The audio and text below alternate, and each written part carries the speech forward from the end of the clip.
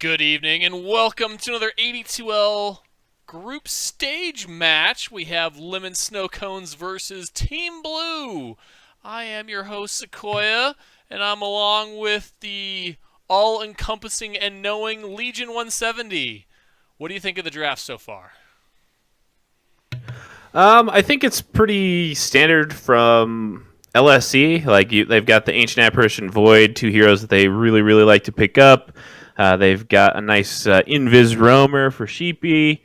Bloodseeker is a little bit in the newer category for them, but we have seen them play it from time to time. Uh, Probably something like maybe like a Jungle Bloodseeker with the Bounty Hunter off lane. Ziggity's going to play the Void almost for sure.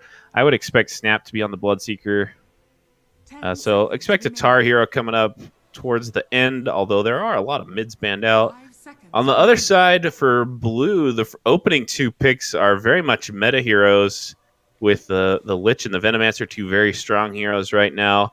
I think Troll Warlord actually is highly underrated at the moment. I think he is in a pretty good place right now.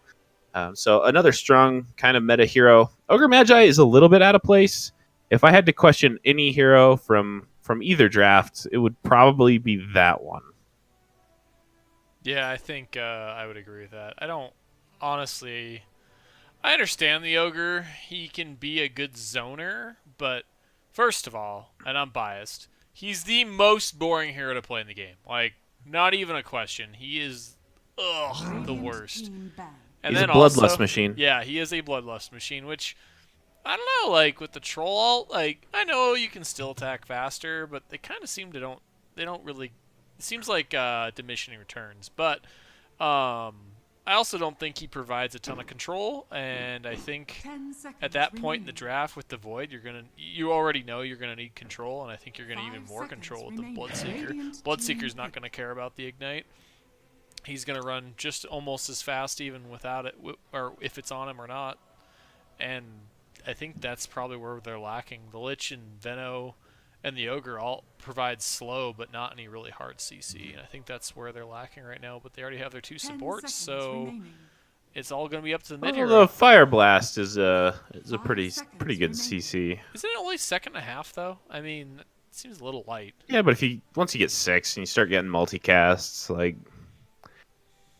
I don't know, it's not the worst. I mean, it's not great, but to say that they don't have any hard CC is maybe a little bit of a stretch. But they only have one spell, so they don't have much. Yeah. Well, and you can say that same thing on LSC. They don't have much CC either. But I think see the one difference is LSC has heroes that are very fast and very hard to control versus the Veno is not so much. And however, that is a hero that is very that is very hard to control and actually provides reasonable CC. So that's actually a pretty solid pick. And perhaps more importantly, that silence is going to be pretty big in team fights. If the puck can get in there and silence people before major spells go off, like Rupture or the Chronosphere or Ice Blast or anything like that, so it can be pretty big. And here's the Tar special. This is his favorite hero. Tar pulling up the Tinker. I really like LSC's draft. I think that it suits both their playstyle and has a number of strong heroes. It's got good synergy between the physical damage of Ziggity and Snapped and the magic damage of Aegisworn and Tar. Sheepy's kind of a wild card. He'll roam around and do sheepy things. Yeah. Blue, I don't know. Like maybe these are just like 5 heroes that they're super comfortable with, but I have to feel that they're a little bit on the disadvantaged side here. So I would probably put it 60-40 in favor of LSC. Yeah, I think blue's a little bit of an unknown. I think if I knew blue a little bit better, I might actually rank it 70-30 towards LSC, but since we just don't know their comfort picks, we know Sheepy on Bounty Hunter, we know Tar on Tinker, even though I wouldn't say they're the perfect heroes for their draft, even the Tinker works pretty well, maybe not so much on the Bounty Hunter. You just don't know as much. Oh, and I forgot to turn on my beautiful drafting settings, so you're going to have to keep us updated. What? Keep us updated on what's going on. I had to just DC for just a sec. Oh, okay. So looks like neither team is going to smoke. Nobody's got it in their inventory. Um, they're kind of spreading out. They're probably just going to just trade or each get 2 runes. Nobody seems really concerned about it. We have 2 early wards right next to each other, and actually, the first ward placed there by Snapped is going to allow the one placed by Bounty Hunter to immediately get dewarded, as it was literally right next to the one placed earlier. So that's a free 100 gold for for Snapped Ogre. Sorry, that's blue Snapped, not LSC Snapped. That's going to get really confusing for me. Although Sequoia tells me that it's displaying as something else on his screen, so I don't know. Which will make it even more fun. Yeah, I'll just call him Ogre. All right, I'm back in now. Yeah, let's see if he's actually it's back to Snapped on my screen. So Okay, I wonder so if he changed it like in the middle of the draft, and my end just didn't catch it. So. ooh, this time LSC is going to get to see a ward placed down, as in up in the top here. The Ogre Magi places a ward right next to the LSC one. So expect that to get dewarded very soon, as it looks like, yes, Aegis Sworn already has a sentry getting ferried out to him. So both supports actually going to pick up a cool 100 gold to start the game. Alright, so I'm only going to be nitpicky because I'm a Lich player, and I've been playing a lot of Lich lately. Lich did not level up his sacrifice. This is a pretty massive error. You definitely always want to get level of your sacrifice. You actually, best case scenario, you want to actually pick off a creep at the beginning of the wave. He missed, what is that, 40 seconds of cooldown time, and that's a really long spell. And really, he's going to... Trading some hits there. Got pretty low. So I think he definitely should have done that instead of trying to block the wave. I also think you should deny a creep wave mid, but that's just my personal opinion. I think my biggest problem right now with blue is I think the Veno should have gone mid in the Puck off lane. Puck's got more escape, more dodge. He's going to be less likely to get killed by that dual lane, whereas Veno's going to have to basically sit next to his tower and throw wards down. Like, there's not going to be a whole lot he's going to be able to do. Sure, Puck can dodge some spells, as though he missed the phase shift there. But I think Veno does decent against Tinker too, right? I mean, he's got the wards, can't blind the wards. Yeah, I think that it's. I mean, I think Puck is a good matchup against Tinker. I just think that Puck's a better matchup against Bloodseeker AA than Viper is. I definitely agree with all that. Sheepy just hiding behind the lines here, not afraid to just kill some time. He's really hoping for this courier to get ferried out, but Puck still needs 140 gold before that bottle's going to come up. So Sheepy looks like he's going to give up and head up towards top, as Ogre actually rotating towards the mid lane. Ogre's going to run right into a haste rune here. Could get some good harass on Atar if he wanted to. He should have gone up. I think if he goes up the side ramp there, he's definitely going to get some hits on. Now he's just kind of wasting time. I actually take this. Bounty Hunter comes up. Yeah. That was kind of a positioning misplay, I feel. Ziggity getting harassed off the lane here. He is not getting anything. 0 CS, 0 denies against the 15-1 troll. So that lane is going incredibly well for blue. They're doing a great job of zoning him out. That's the Lich down. Yeah, the Lich is down there. So. This Bloodseeker is cleaning up. 13 and 15 right now. Just got all of the denies. It's kind of interesting. Bloodseeker's going with the easy lane too. Oh. Yeah, I mean. Oh, Veno's gonna get frozen. Oh, he's here. actually gonna get frozen here. Wait, Yeah, he might actually not get out of it. He might see the Ven. Oh, no. He doesn't have enough levels in the Thirst. If he had one more level, in Thirst, he probably gets that. Oof. Not quite the levels. Poor Ziggity. He's just having a brutal lane. Still getting harassed by this Lich. Lich is just doing, Lich things, keeping him completely zoned out. He's at, what, level 2 compared to level 3 Lich? Ugh, brutal. Yeah, both offlaners are having a real hard time.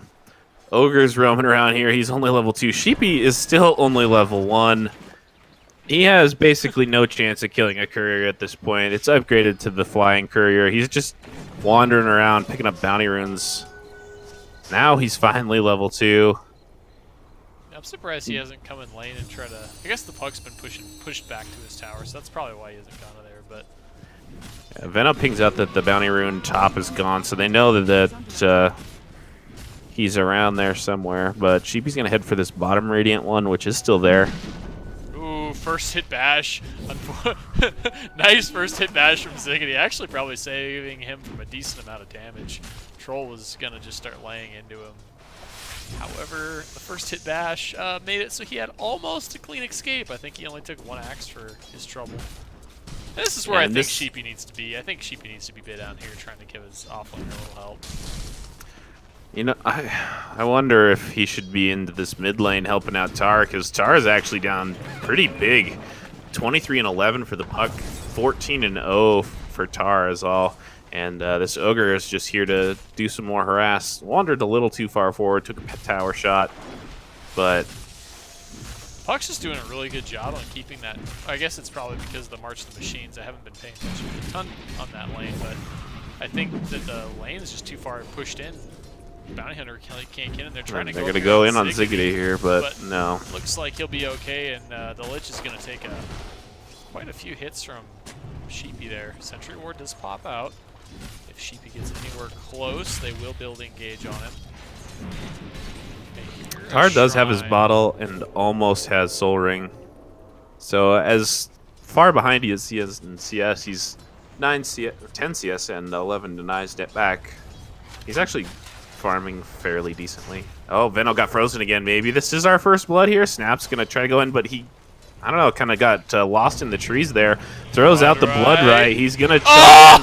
Veno, I don't know why, but he stopped right on the edge of that blood right, and that is first blood.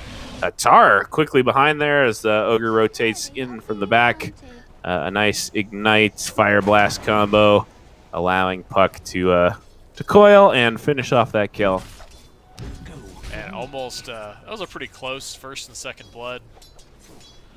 And it was pretty late too, sitting at about 6 minutes, so both teams kind of settling into like just farming the lanes or doing the best they can. Oh, Sheepy's going to grab the double damage and probably going to actually go on this Lich here. Lich is going to armor up. He might get away only because of the armor movement reduction. He's going to have to scurry and not get hit. He's dead. There's no way, right? Yeah, he's got him. Okay. Yeah, he's got 30 more move speed. He definitely should have been able to catch him there. It's like Tar's going to clean up some stacked camps over here. He is actually taking a decent amount of damage from those neutrals, though. I think he's going to come in there and provide a little assistant troll. Going to fling some axes out, but actually completely whiff everything there. Sheepy almost ends up dying. Jeez. I thought Sheepy was going to come back in there, and even with Invis, that Sentry Ward would have picked him out. Bloodseeker is a hero to watch now. He is level 6, and Veno pretty low, so if he comes out at all... Yeah, and Snapped is already hiding in the trees here. He's just daring Venomancer to come out any further. Little Venomancer.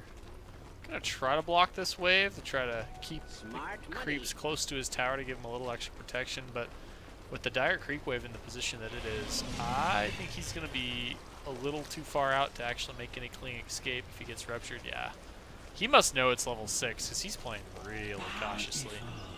Yeah, I'm certain that he saw it happen because Snaps was pretty far forward. Yeah, I think at this point he wants to hop in the jungle and do some jungling. There's a rune down there. Grab the rune. Grab some jungle creeps. Because even if he gets gone on, his allies can't save him. He's dead. I don't even think an Ogre Fire Blast would save him. So as well as the Puck and the Troll are doing, if you take a look at the net worth, you can see that Bloodseeker is doing better, and then after those two you have the entire Dire team. Okay, it just changed, but for a couple seconds there, it was the entire Dire team and then Venomancer. Yeah, It's always good when your 5 and 4 supports are getting some semblance of farm. Oh, totally agree. I think a lot of games you can say maybe weren't the biggest factor, but one large factor was experience or gold on their supports, one of the two, and their supports are very poor. 900 gold on Lich. It's even as a Lich, that's pretty painful. I mean, he's struggling to even find. Oh, his there boots. is the rupture. Here comes the blood right. TP's going to come out here, and out goes Veno. In comes the ogre. Bounty was trying to rotate from the backside, but just not able to get there in time.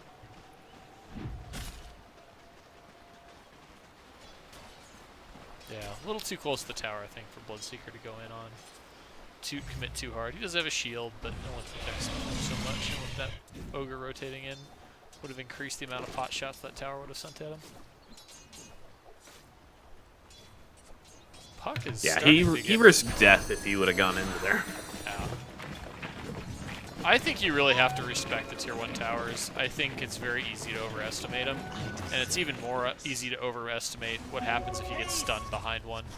To underestimate? Yeah, that's what I meant. Words are hard. Oh, nice missile dodge from Puck. Preemptively assumed the missile's coming in and jaunted out. Ogre's going to give him a little bit of fire damage as he salves up. Really nice play from him.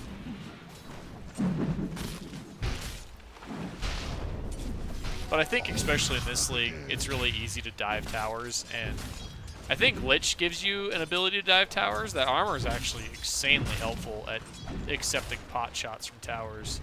But if you don't have that armor, most heroes just can't take a dive, even with a stout shield. So, a little next patch theory crafting. Do you think towers are going to get a buff? Ooh, a buff! Ooh. I think the outer towers might get a buff. Oh, GP gonna go down here. Ooh, gets caught out by that sentry ward. He must have just been just on the edge of it. Ooh, okay, so back to the tower buff. You know, I think tier 1s and tier 2s are too easy to kill. So, do you think they're gonna get an HP or armor buff, or like a damage buff, or a little bit of everything? I don't know if they'll get a damage buff. I don't know if they need a damage buff. I think that they do need... I think the tier 1 definitely needs to be boosted HP-wise so that it matches the other two. And maybe even boosted armor-wise. Puck gets gone on in mid. Oh, actually dodges the laser and the blast from Sheepy. Ends up putting the coil down. Dodges another one from Tar. Now the Lich is going to come in and get one more right click. Is it going to go uphill? Oh, it does. Tar falls at mid. Ogre was right behind him. Probably could have finished him off if it would have missed, but thought we would have maybe had a really lucky uphill miss. Now we're going to get a nice 4-man shrine on Team Blue. Okay, back to towers. I just want to look at 1,400. Yeah, it's got 200 less HP and 2 less armor on the tier 1. Yeah, I think an HP or an armor bonus would probably be worth it. I think they hit really hard, so I wouldn't be surprised. Oh, nice silence on Ziggity here. He does pop his wand out, gives him some extra health, but he is completely surrounded, and the Ogre is going to gun him down. And that's 5 for Blue. Blue's really coming online nice and making some nice early game rotations. Yeah, I just think that the tier 1 needs to be more equitable to the other two towers, because it actually does 42 less damage, too. Because these games, it just seems like, you know, if all the tier 1s aren't down by like 20 minutes, or even earlier than that in pro games. Oh, yeah. Here comes another rupture. Ooh, the Shoryuken comes out just a tiny bit too soon to stop the TP, but it doesn't matter. They have the damage anyway. Snap's going to pick up that kill, and he's got enough for his Sacred Relic. He can dodge behind this tower here if he wants to and pick it up. It's a great timing there, 13 minutes. Pretty dang good timing. I don't think he's too upset by that. Tar almost has his boots of travel too, so as rough as the lane kind of was for him. Here. Coil comes down, Lich has got a blast as well. Troll's going to get some action too, and actually picks up the kill. Nice rotation from Blue there. Major gets the kill. That troll looks to be going the Mask of Madness, so really wants to get some of those hits in there, build up the fervor, and grab some bashes. Perfect. We can finish our tower conversation. Too much action going on. I think I agree with you. I think I mean, there was some statistic. This was like what 7 months ago, that if you took out all the tier 1s and one tier 2 by like minute 15, you had some like crazy 88% win rate or something crazy like that. I don't remember what it was, but it was just nuts. And so I think the tier 1s could definitely use a little bit more durability. Maybe even a little bit more damage. I just worry that, especially with the people we play with, if they get more damage, it's going to be bad for us in a win rate sense. Maybe. I think, though, that, IceFrog balances the game for the professional scene more than anything. Oh, yeah, absolutely. And how do you... Because right now the game is like very, very team fight based, right? So how do you incentivize pushing? You make the towers harder to get. Major is gonna get ruptured here. He runs backwards out of it. Does not have a TP scroll. He's just gonna look to wait this out, and there aren't enough LSC members up here to really do anything about it. So that seems to be kind of a wasted rupture. But they're just trying to push things back. There are only 3 heroes up here. A Sentry Ward did pick up the Bounty Hunter just on the side there. They need reinforcements. Tar is so close to his boost, though. I don't think he wants to go. He's got 50 gold to them. Siggity does have a TP, and he could come in. Looks like Ogre's going to come in from the back line, but Sheepy completely spots him out, so they're going to know about that. This tower is getting completely surrounded. I think LLC just went back out. Yep, and their cores are just like, we need to farm our first core items. We don't care about a tier 1 tower, which is really fair. I mean, it's going to open up the Dire jungle for Radiant to go through, so if they're smart, they'll be able to start stealing some of that farm in there and protect their own towers. So it opens the map up quite a bit for Radiant, but I think at this moment, having those boosts of travel, which just got picked up by Tar, and having like the Mask of Madness for the Void are more important than a singular tower. Now Ogre's in some trouble here. Ziggity's rotated up. The dust comes out on Sheepy, but a missile not going to quite get there in time as Zig picks up that kill. Yeah, one thing I'd like to say too, I think one thing LSC did is, whether or not you agree with their decision, they did it as a team, and I think that's where a lot of teams, especially in this particular type of MMR bracket, really struggle with, is you have the players that kind of don't follow the team build. So whoever made the call, I think in general Tart does their shot calling, I think. Yeah. Whoever made the call, the team, whether or not they agreed with it, followed it around, and they ended up taking only the tower down for it, which is pretty huge. Even if you lose only one hero, if one unnecessary sacrifice and the tower goes down, that's a pretty massive amount of gold that would go towards blue. So I definitely have to commend them for that play. You could tell they really didn't want to back out, but I personally think they made the right call.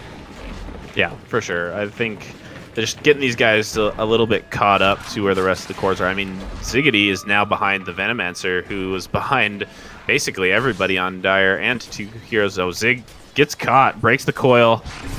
Oh, they even waste the... They do not need to use that Lich Ult there, but the giant FU to the Void. We want you to stay behind, they say. They're going to go for a tier 1 tower push here. Yeah, like I was talking to you a little bit about yesterday, I really like committing the Lich Ult, even if you think it's unnecessary. Even if it doesn't fully kill the hero, the amount of slow you can provide to a hero, even if he's able to jump away, it's just insane. It is a minute and a half at level 1, which is a little bit, but in general, your fights are spaced out enough where you're not going to miss an opportunity. I mean, they may have a fight here and it's 60 seconds out, but if they wouldn't have gone to Roche, they're going to see Sheepy come in here. They know that he's there. Oh, maybe not actually. Okay, now they see him. Oh, they popped the dust. The puck was the one that saw him. Now he gets dusted up. He's going to go forward. The silence comes out here. Too. He's not going to be able to kill him. Major, though, picks up a Roshan at 17 minutes. LC actually rotated a couple heroes in for this, too. It doesn't look like they want to fight. Yeah, it looked like they kind of knew that it was coming, but were just a little too late in reacting to it. I think even before Sheepy went in there, they had an idea, and they sent him to go look, and by the time that he confirmed it, it was just too late.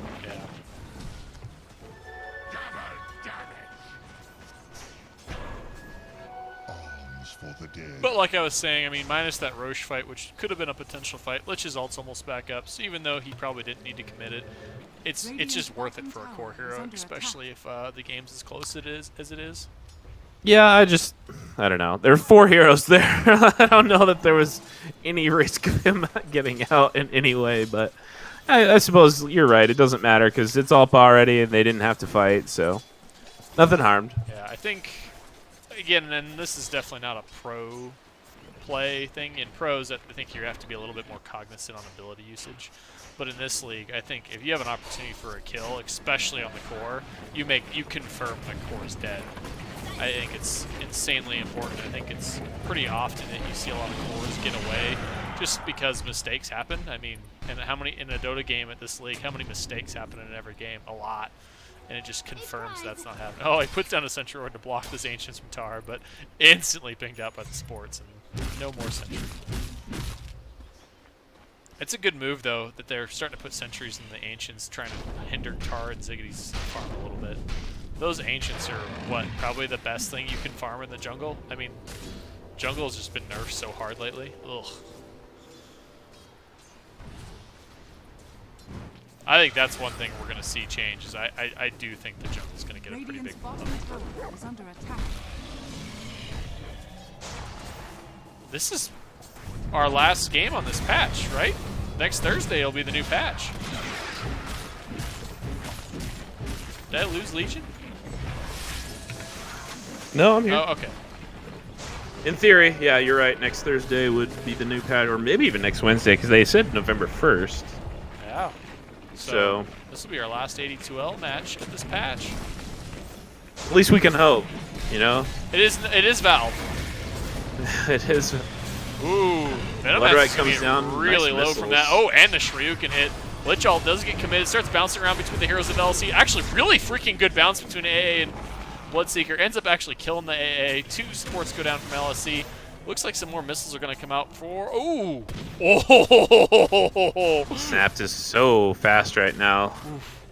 42 HP. I think they missed an opportunity there with Tar and Snapped being able to go in and get some kills. There were 3 heroes low enough to give Snapped good thirst procs, and just not able to capitalize on it. What do you think about Snapped going Blade Mail over BKB at this point? I think he needs BKB. Yeah, I do too. I think that the Blade Mail is kind of nice, but he's not really tanky enough for it to be that useful. And he's got that Radiance, which is going to block like the physical damage. So yeah, he's going to return some magic damage, but wouldn't you just rather be unaffected by that magic damage? Yeah, I think a lot of people, I think the logic is, oh, Lich doesn't have a ton of health. He's only got, 1040 health. If I get a good Blade Mail off when he ults me, I'm going to return a lot of the damage. But the thing is, Lich in general has Tranquil Boots, and a Tranquil Boot won't proc when you get hit with magic damage, even from the Blade Mail. So, and if typically Lich can fire that ult off quite a ways out of the fight, and he's going to maintain his regen even with the Blade Mail up, it really doesn't stop a Lich, to be honest. It's not very effective. Oh, well, you're probably going to see the first big Chronosphere. It looks like, oh man, this is a very dead buck. He is not living from that. LSC just fire everything they have in the tank, and they're going to get the tower. Yeah, and why not? I mean, he's the second most farmed hero on the Radiant. They pick up a decent gold XP swing for that, and this game has been very, very close so far. Nobody getting much over... Well, Blue was about 2,000 gold and about 5,000 XP, and they still lead in XP, but it's basically zeroed out on gold. Yeah, and I think that was a good contrast to the, smoke Tier coming 1 out here. tower top we saw, right? Didn't seem like Puck really was on the same page of his team. His team was not coming for him. He was all by himself. It looks like Blue wants to fight while they still have this Aegis, which just got reclaimed. They scanned the forest. They're going to see Snapped here, but he sees them as well. He gets slowed by the Troll. Can they get bashes? Nice axes. The Ignite comes out, and that's a dead Troll. On the back line there, Veno got the ult onto Tar, but not able to stop the TP, so big kill there for Blue, and that's going to open up this Tier 2 tower for Death. I really like the Veno build. We kind of talked about Veno builds a little bit last night. I agree with Maniac. This is totally the build to go. Gets you more farm. You got the Hurricane Pike, gives you extra range. I really like the Aquila too, especially when you're coming out of the laning phase. I think that's definitely the way to go. So we've got a little pause here. I'm gonna just take a quick peek at builds. So you talked a little bit about this. Mask of Madness on Troll, is that an atypical build on Troll? No, when I play the Troll Warlord, I usually build Mask of Madness as well. I don't like the Dragon Lance because I feel that Troll is like significantly more effective as a melee hero. Like, okay, sure, like you use the ranged attacks like in order to when you're getting close when you're running in on a hero and when a hero is running away from you, but in all reality, you want to be melee because it gives you the bash chance. And the bash is really what makes Troll effective. And the bash is what makes the Mask of Madness effective. So I don't really understand the Dragonlights pickup, but I like Phase Boots and Mask of Madness are pretty standard. BKB's coming out here, which is going to be good. He's going to stop the blind, stop the AA stuff. I like also Shadowblade. It's really nice to be able to just like walk up, get a good bonus damage hit on a hero, and then hopefully like first or second hit bash them to death. But in terms of the Mask of Madness, I think that's pretty standard. Yeah, I kind of like it. That's what I was just wondering what you thought about it. I mean, at that point, you know, if he engages his other abilities, why not, right? I mean, if he can lock down a hero and basically, especially someone like Tar, who's on the Tinker, who's pretty mobile, man, that's a pretty dang good item. So pretty big defense from LSC. Most of their heroes look like just one hero's in it. Oh man, actually pretty big coil up here on the back line. Tar's probably gonna get out of it. Yes, he does. Snap. Ziggity's gonna come in here, start beating down the. Yep, there goes the Venomancer. Actually, he's sitting over here. Ziggity's gonna take a decent amount of damage. Tower doesn't end up falling. Looks like we have a 1-0. Tar's gonna try to come back in. No, says the troll. He wants nothing to do with that. That was pretty overly ambitious. I think if I had that troll, I might just let it happen. Snap actually going to come up here with the Rupture. Actually, man, I think Major wants to fight a little bit. Blade Mail actually comes out, and actually he's got pretty much going to whoop up Snap. Oh, man, big Lich ult. Picks off Snap, and then now Tar comes back in here. Lich is going to die for that kill, though. Oh, and then Puck actually picks off this Void after that. He's probably getting frozen. Nope, he ends up voiding out of that. He is tracked up, however. All the heroes are going to know he's around. He's going to see how many dodges and weaves he can do trying to get this AA. Tar's seeing what he can do. Oh, man, he is being a little pesky Puck, though.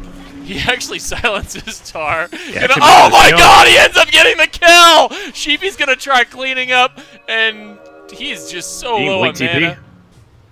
Is he going to be able to? Sheepy's so far in the back. He's retracked up. He's trying to get away, and... Oh, he doesn't end up jaunting. Oh, AA ult. Oh, it doesn't actually connect. It only nicks him. He's going to keep trying to evade. He's trying to see if he can deal with this. Yo. Oh, and he ends up cracking the AA ult. He had about a half a second there, maybe less, probably like a tenth of a second to blink right out of that, and the bounty hunter wouldn't have been able to hit him. He might have still ticked down, but... Now here on mid, Ziggity commits the Chronosphere on Void, and yeah, he gets enough procs, and that Void goes down very fast. Veno. Oh man, I am just bouncing with names all over the place. Last week I was calling Anti-Mage Ancient Apparition, that was hilarious. Apparently, blink on Anti-AA is a thing, so... yeah, so I'm just making Depends if you're a Dendy playing mid-AA. I think that was like the one game that I've seen recently that they actually won. Aw, it's me too. Our hearts go out to Navi. We wish they were good. I actually think they're getting better with their new heroes. I agree. Ooh, Major wants to go on an Aegis Warren here. He's going to walk right up into this. He used the Mask of Madness. Now he gets the bashes. He gets them off. Ziggity wants the return kill. So does Char. They're in the middle of this thing here. He's tracked up, and they will get that kill. Nice little bonus gold there coming out for LSC. Yeah, it was definitely a track kill, which definitely helped out. The only bad sign is the Bloodseeker fell in the mid lane. Now looks like Blue wants to start beating down the tower here. Void's going to come in here. Does not have a Chronosphere. little surprise snap. Oh, there he goes. Now he's nice. I'm surprised he put something on Void there. Looks like Lich is going the mech. It's not my favorite item on Lich. Lich just has a really bad mana pool. Even like his sacrifice is what makes his mana pool so good. Mech is so freaking expensive. Ugh. I really like Glimmer Cape. It's my favorite support item right now. I love Force Staff still, but man, Glimmer is so freaking good. I still think Force Staffs are better. I mean, I love Glimmer Cape, but Force Staff is just so utility. Like, you can use it on yourself. You can use it on allies. If both your supports have them, like, you can really save core heroes. Like, the double push is super good. Like, coordinating a Force Staff is like the best thing in Dota. Oh, I definitely agree.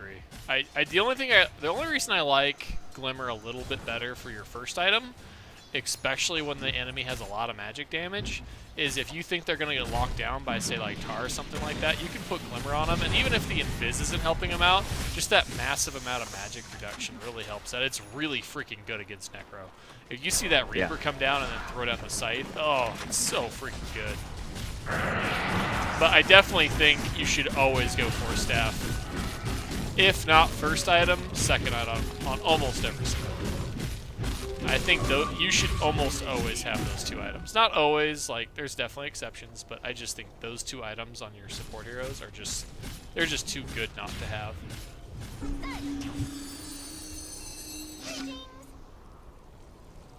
Especially if they have a clock or anyone like that. You know, maybe a smoke. They're not tracked up anymore, so they could do this. I'm gonna clean up the ancients first. Looks like. Oh, they see Mr. Roshan back online. Looks like they're gonna go in on him. LSC are definitely in the neighborhood though. Doesn't play Snap knows what's going on. They popped down a ward right as the Radiant put down their wards.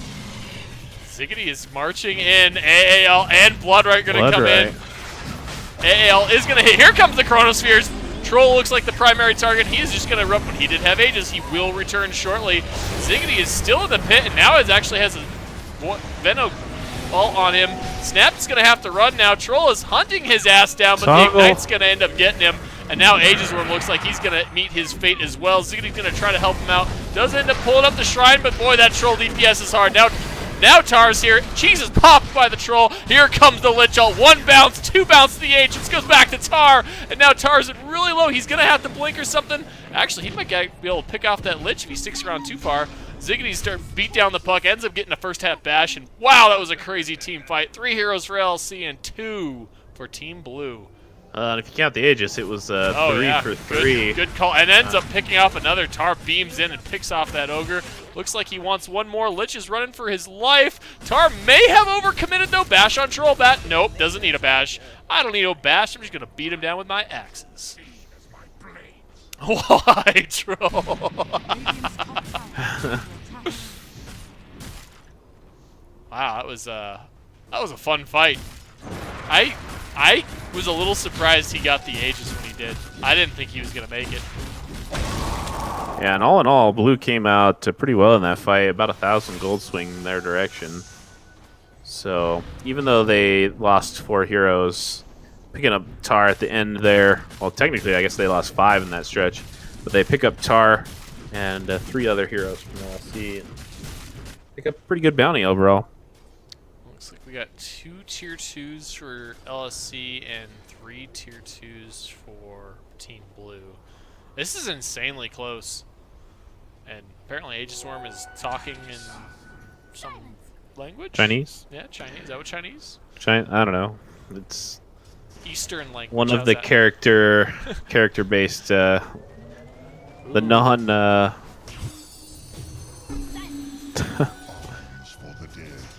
Puck was being very brave there and then got a little scared. Ping's coming out for this Ogre. Actually, we have a couple LSC heroes coming down here for this puck. Ziggity does have his Chronosphere. Gets silenced. Did it try it in there? He does. Oh, ends up popping coil, but not enough. No, gets a beautiful 3-man Oh. coil. Starts laying in the Puck. He ends up getting a couple good procs. Puck is going to get time-lapsed up.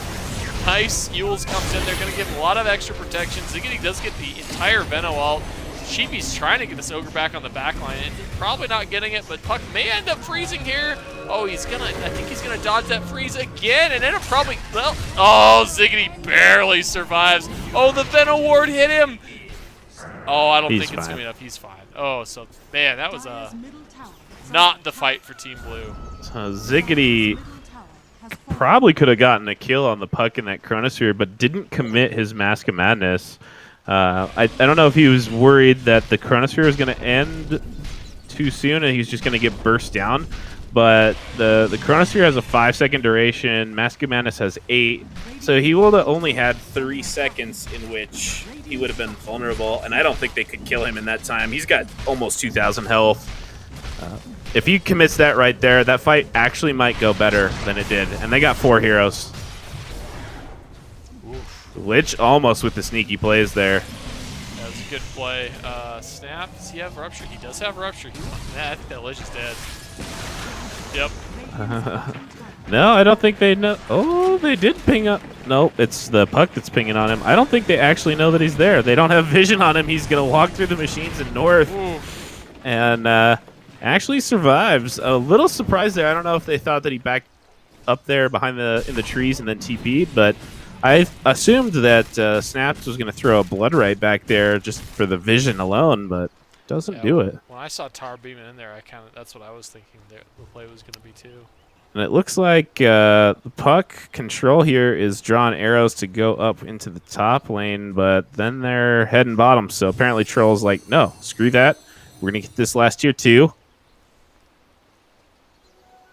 This will be all 5 heroes from LSC are online. Looks like Tar is going to be beating that. And Sheepy just spotted him out as well. Sentry does come out. They know he's there. Well, he tracked as well, so. Puck Ooh, control going in on. Oh man, Rupture does come out. I'm not actually sure who that hit him. Must have been on Puck. Sheepy is probably going to die. Yeah, it finally explodes the Lich Blast. Ogre falls as well. Bloodseeker just goes down to Troll. Wow, just chunks of his health came out. And now Puck ends up dying. Smoke to try to maybe avoid some of the damage from Tar, but Tar aggressively blinks in.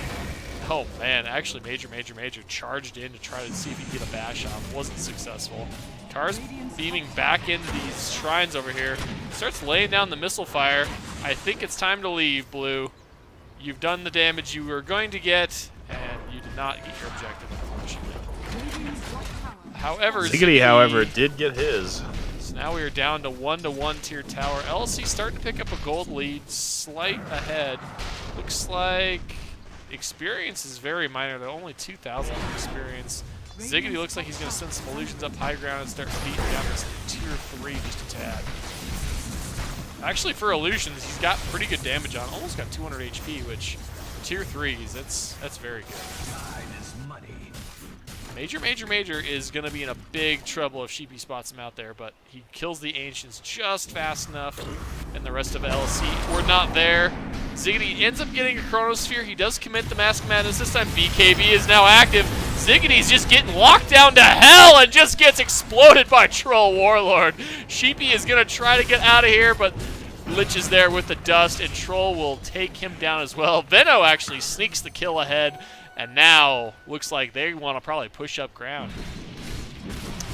Yeah, so I guess in that instance, when the Troll's around, he probably doesn't want to pop that mask because Troll is so farmed right now, sitting at almost 20,000 net worth. Oh my 5,000 above the Bloodseeker. He is ridiculously farmed. Lincoln's does get popped, and the Rupture goes on him, followed by the AA Blast. He's taking a lot of damage. Coil comes out, but then BKB... Their Aegisborn going to pick up a nice kill there. 554 for the 4 bounty streak. Now Snaps wants more. Throws with the Blood Right on Ogre, who's now going to try to TP away, but no.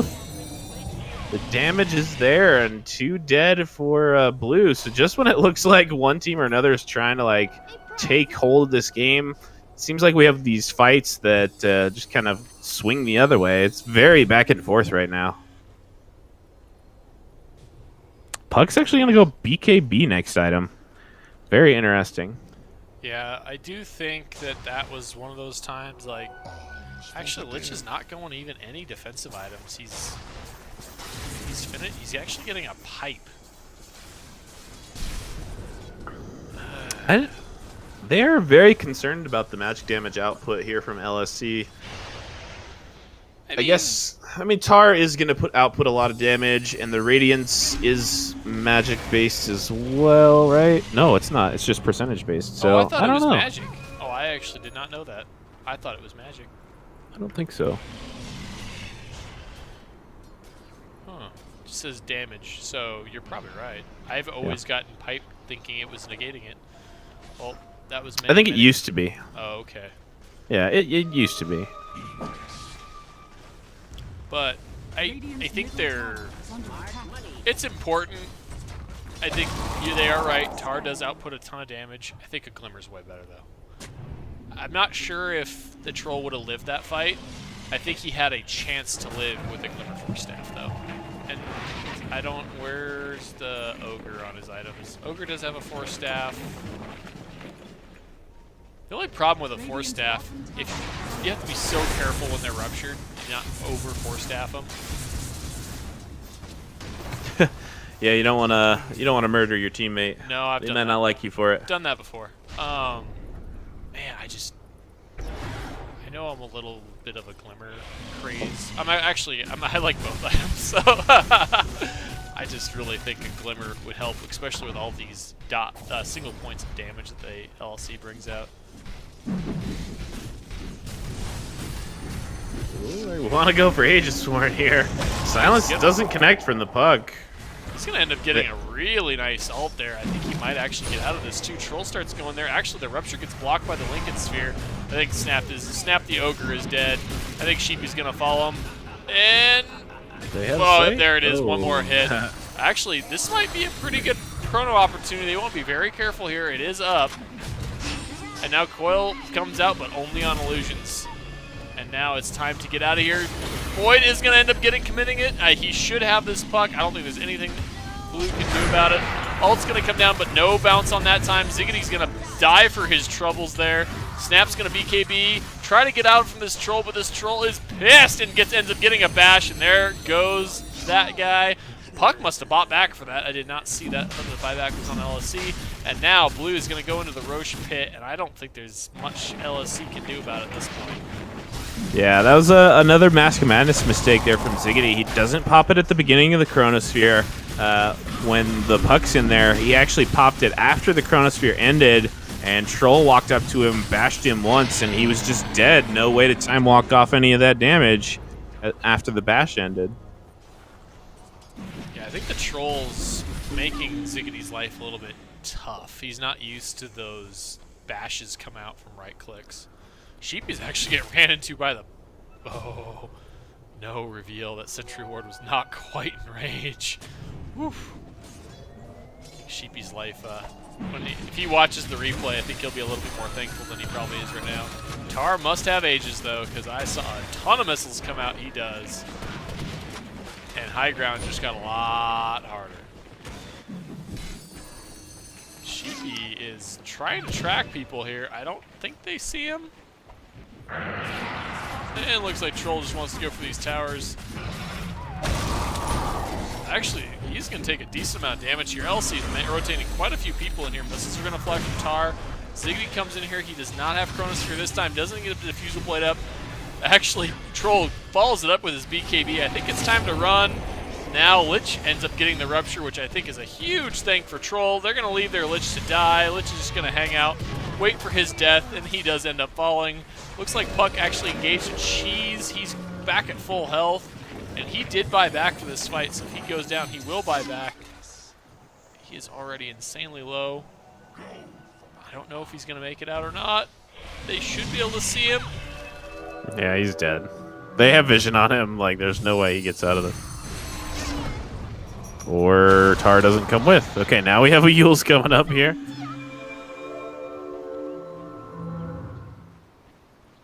Oh, there it is. There. Really awkward. It took a little while, but they definitely were going to get that. Who's gonna kill the puck? All right, I guess I'll kill him. The problem that LSE has is they don't really have a hero that's built to kill buildings. I mean, I guess Bloodseeker is probably the best that they've got. He does have a lot of damage, but not incredibly well suited for taking out towers. Yeah. No Desos, no ACs, nothing really major from that perspective. That tier 2 still lives. These last tier 2s, they're just hanging on for dear life. Looks like Troll, yeah, gonna go for his Butterfly. Do you think Butterfly or MKB first on him? I mean, he's getting Butterfly. Butterfly. Okay. It's better to output the damage and the attack speed rather than have a guaranteed hit with the Radiance around. That and like the added evasion, I think, are pretty important. Like if he can evade physical attacks while BKB's up, he's just gonna run all over LSC. I think, honestly, I think the Lincoln's was probably a mistake. I think that he should have gone either the Butterfly or the MKB with that item and then picked up the other one after that. I mean, really, Lincoln's, there are so many spells LSC has. As Ziggity comes in here with the Chronosphere, can they kill him in time? AA Blast going to come in as well. Will connect. There goes Aegis. LSC's just going to have to leave now. Tar's sticking around. He does end up blinking backwards. Yeah, he's beating me out now. But LSC has so many spells to break a Lincoln Sphere. They've got Laser, they've got Shryukin, they've got Track, they've got the Ancient Apparition Cold Feet, they've got what's it called? They've got Blood Rage. So they've got 5 spells that they could break Lincolns with before Rupture goes off. So I just don't think it's a good investment in this game. I completely agree. Looks like Rupture's going to end up going up with the puck. Actually, the Bloodseeker's going to run away from that Lich Ult. Actually, it might end up killing him. The bounce actually goes back. Wow, all those creeps there, and it goes back on him. Snapped is going to die, and now the missiles are flying like mad. Lich is going to pay for his sins for killing the Bloodseeker, and so far, Troll's the only man alive. He is going to have to run like a mad troll, and Tar wants his death so bad. He still has BKB. If they get too greedy here, he can turn on them. Looks like he's waiting for that Butterfly to maybe cool down a little bit. Ziggy is not going to find him either. Wow. That What was a bounce, though. I mean, it was an odd fight from Blue there because like the Troll went out running after the Bounty Hunter behind the tower and left his team to kind of go head-to-head with the rest of LSC. And wow, Troll just went, just charged at Tar with his BKB, and man, when that BKB is active, none of the magic damage happens. Yeah, this just reinforces my point even more that like Lincoln Sphere was not a good item choice, and they might even have broken high ground if he had Butterfly MKB right now. Oh man, look at this. He actually went for the 20% magic resistance talent for his level 25, so he is just, he's very difficult to deal with, and even though he's got a level or 5-second BKB charge getting down, he can do so much damage with it. I mean, just look at this guy. He is a mad troll, just eats away at his heroes when he runs into them. I don't know if Tar's got buyback. Tar does have buyback. And in a game where you're not really worried about the right clicks, you can go this magic resistance because honestly, there's not a lot of right click to worry about. There's Ziggity and, you know, Bloodseeker, but you don't have like a Juggernaut or a PA or a, you know, Luna or something like that. Like, these are heroes that are mostly want to gank you. They mostly want to like get you out of position and take you out that way. So he doesn't really need the axes that much, and he's not in good positions to get them off very often. All right. They will get the tier 3 tower here, so shrines are now open for Blue. So while we have about a little bit of time, I don't think we're going to have a fight. I really want your opinion on the Pipe of Insight that Ogre's picking up. Dire's bottom shrine has fallen. Why? They have one. I mean, Yeah. I guess they don't share a cooldown. Dire's bottom tower. So against the March, it might actually not be the worst because you throw one pipe up, you let it absorb, you know, the 400 damage that comes out from the March of the Machines, which is going to come out, you know, pretty quickly actually. And then you pop the second pipe right afterwards. So, I mean, it's going to save you a lot of HP. I don't know. I think I would have rather seen. I think you can guess what I'm going to say.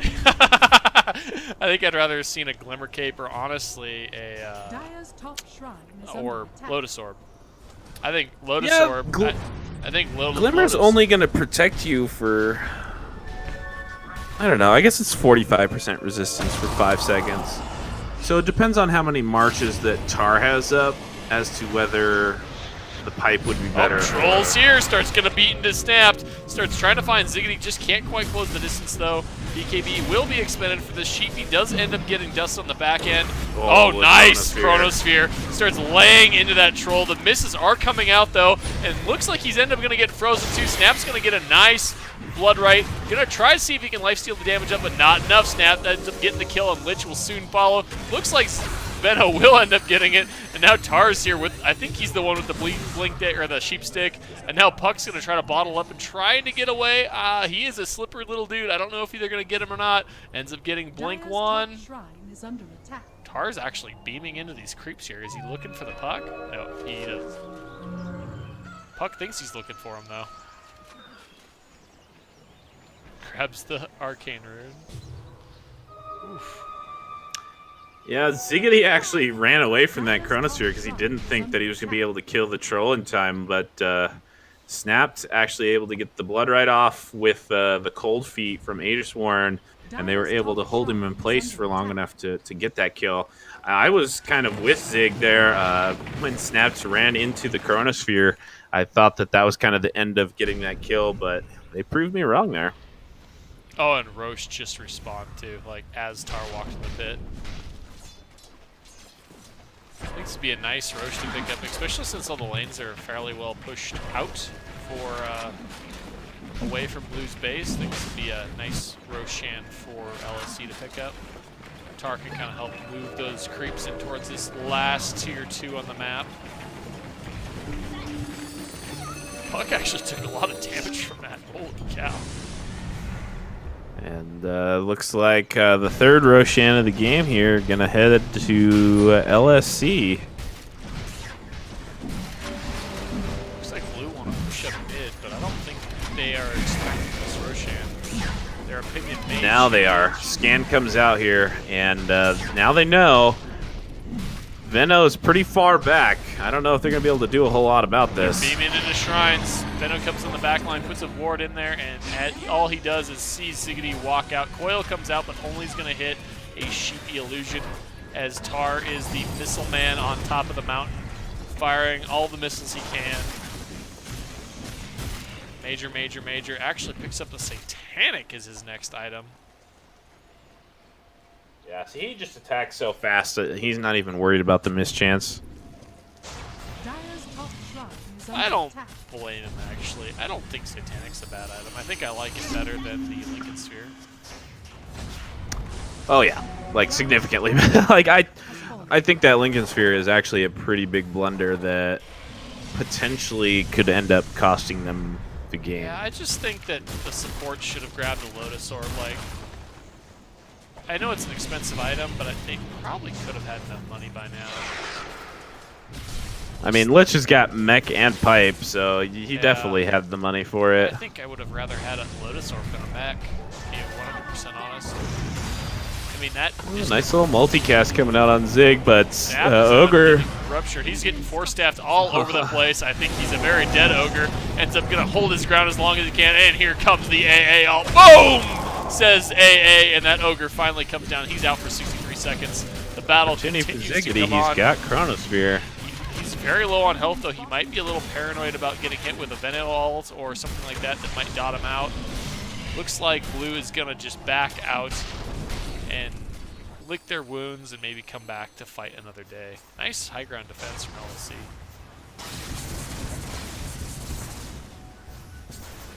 Wow, this Venno is actually pretty poor. Yeah. Well, not. I mean, maybe compared to some of the other cores, but he's Yeah. got 18,000 gold. Yeah, I guess he got boots of travel. That's probably what I'm thinking. He's actually overtaken the puck, though. I mean, he was in the off lane, and he's overtaken this puck. So it just kind of goes to show, like, as well as puck played at the beginning, has been struggling as of late. You think Puck will get the 420 gold? I mean, I probably would. He probably knows he's a little bit behind his own teammates. I think so. I mean, if you expect, yeah, and he did. If you expect the game to go longer, which honestly they should, even though there's an 8K goal lead for LSE, like that's one fight, and that lead is just gone. Yeah. So you've got to expect this game to go pretty long. You're confident in your high ground defense. You've got the Illusory Orb, you've got the Venno Wards, you've got the Lich Ult. And at the same time, you're not 100% confident in going uphill because they've got March of the Machines and Bloodright and Ice Blast. So, yeah, I think you pick that up, you let the game extend, you get yourself caught back up, and you go from there. Because if you can get caught back up in gold before a big team fight, pretty soon that team fight's going to go your way. Yeah, I definitely agree with that.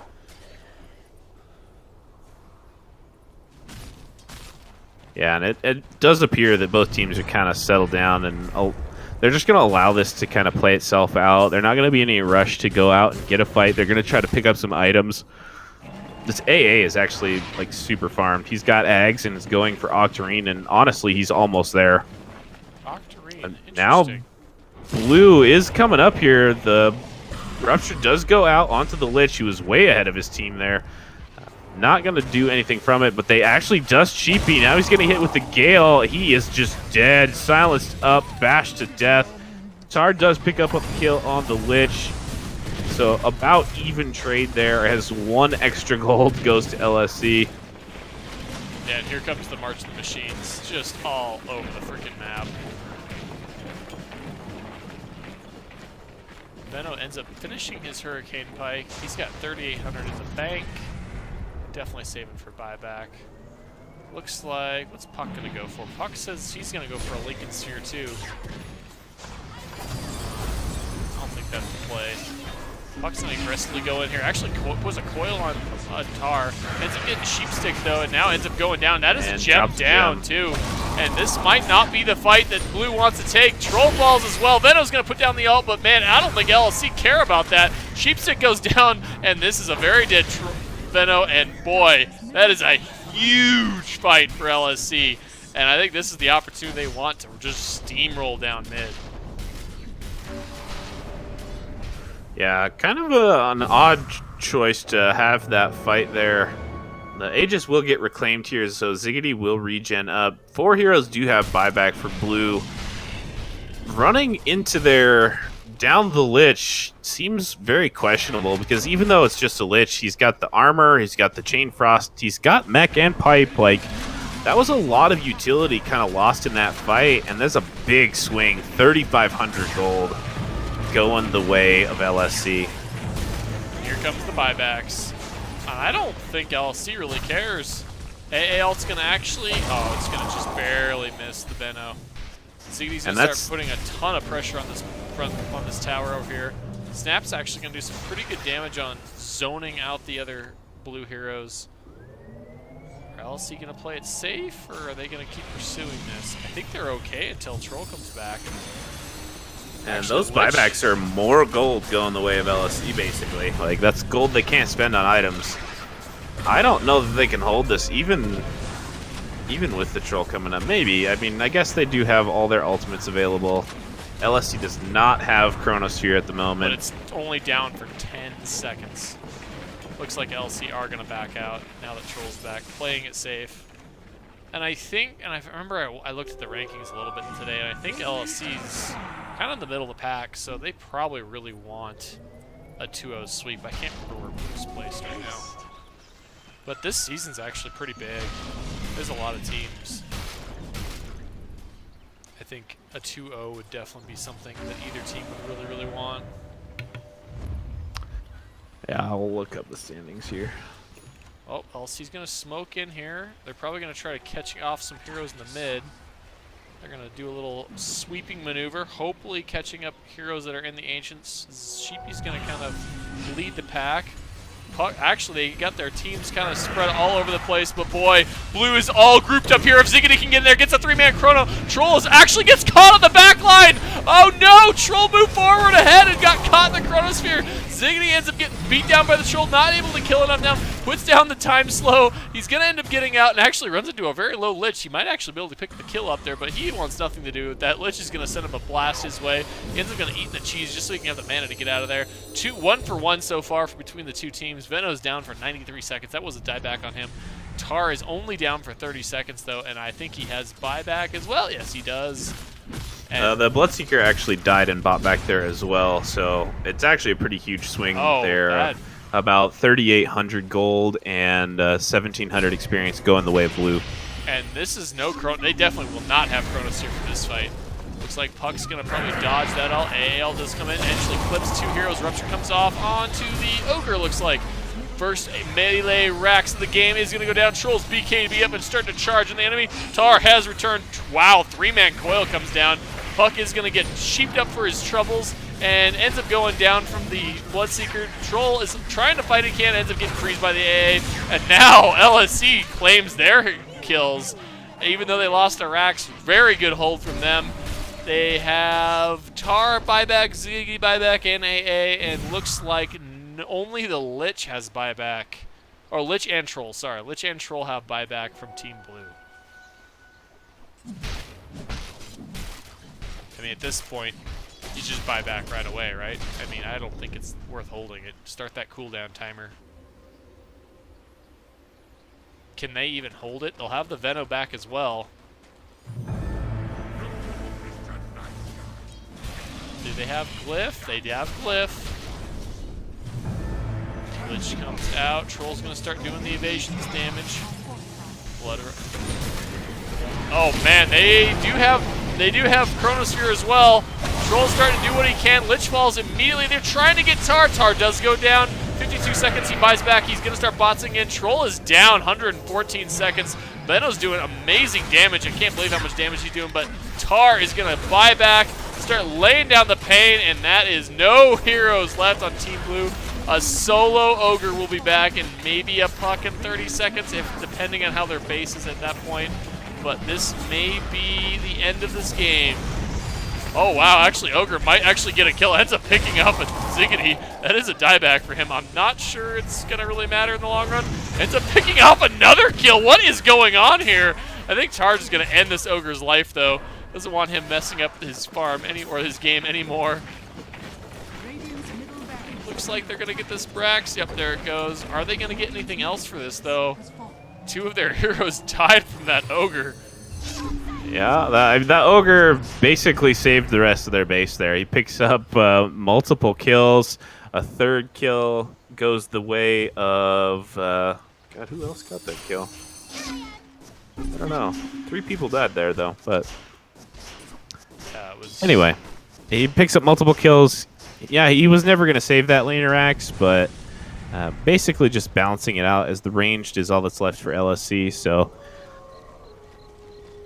It's still a very close game. I know that the grass don't really show that as much anymore, but I still feel that in the right fight, Blue could definitely win this game. Yeah, I think their LC's doing a really good job on kiting the Troll when he activates BKB. But man, if he gets a good BKB and catches a hero or 2 while he's in it, it could completely change the landscape of the fight. Roshan is up. So, depending on if Troll wants to get it, he would have some time to get down there. I think they still have their shrines, so they could potentially get in there real fast. The Puck Illusionary Orb, not quite scout the Roche Pit, so they may not know about it. Looks like Troll's just going to wander straight in there, though. Yes, he is. He is going to need to move something out of his inventory if he wants it. LSC, no scan yet. They are charging down mid. I don't think they know about this, though. They should have a decent idea, though. Scan comes down. I can't believe it's not hitting the Veno, but it's not. Now the AA ult comes in, and it's going to clip him. And Tar's actually going to come in here, fires off a laser, and all the misses are coming down from the troll. He ends up getting the Aegis, picks up the cheese as well. He's going to start laying down, but Ziggity is going to bounce. Oh, does not quite get it. Ziggity does end up falling, though. That's a dieback for him. Snapped is on the run. I don't think Lich is going to get any more slows off, and Tar and Ziggity are down. Ziggity does has have buyback, buyback. so that's not dieback.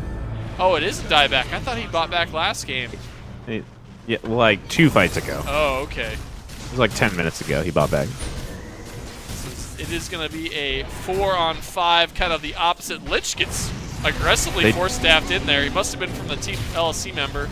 Troll's going to start getting Diffusal Blade up. Nice AA, all going to come in, clip most of the team from Team Blue. They will get the range racks, and I'll be curious to see what they decide to do next. It is a little bit of a chaotic fight. Heroes are moving all over the place. AA is just spamming out those cold feet charges. He does have the level 5 orb, the level 5 talent. Troll's going for those 4s, and Ziggity, oh, barely makes the way from there.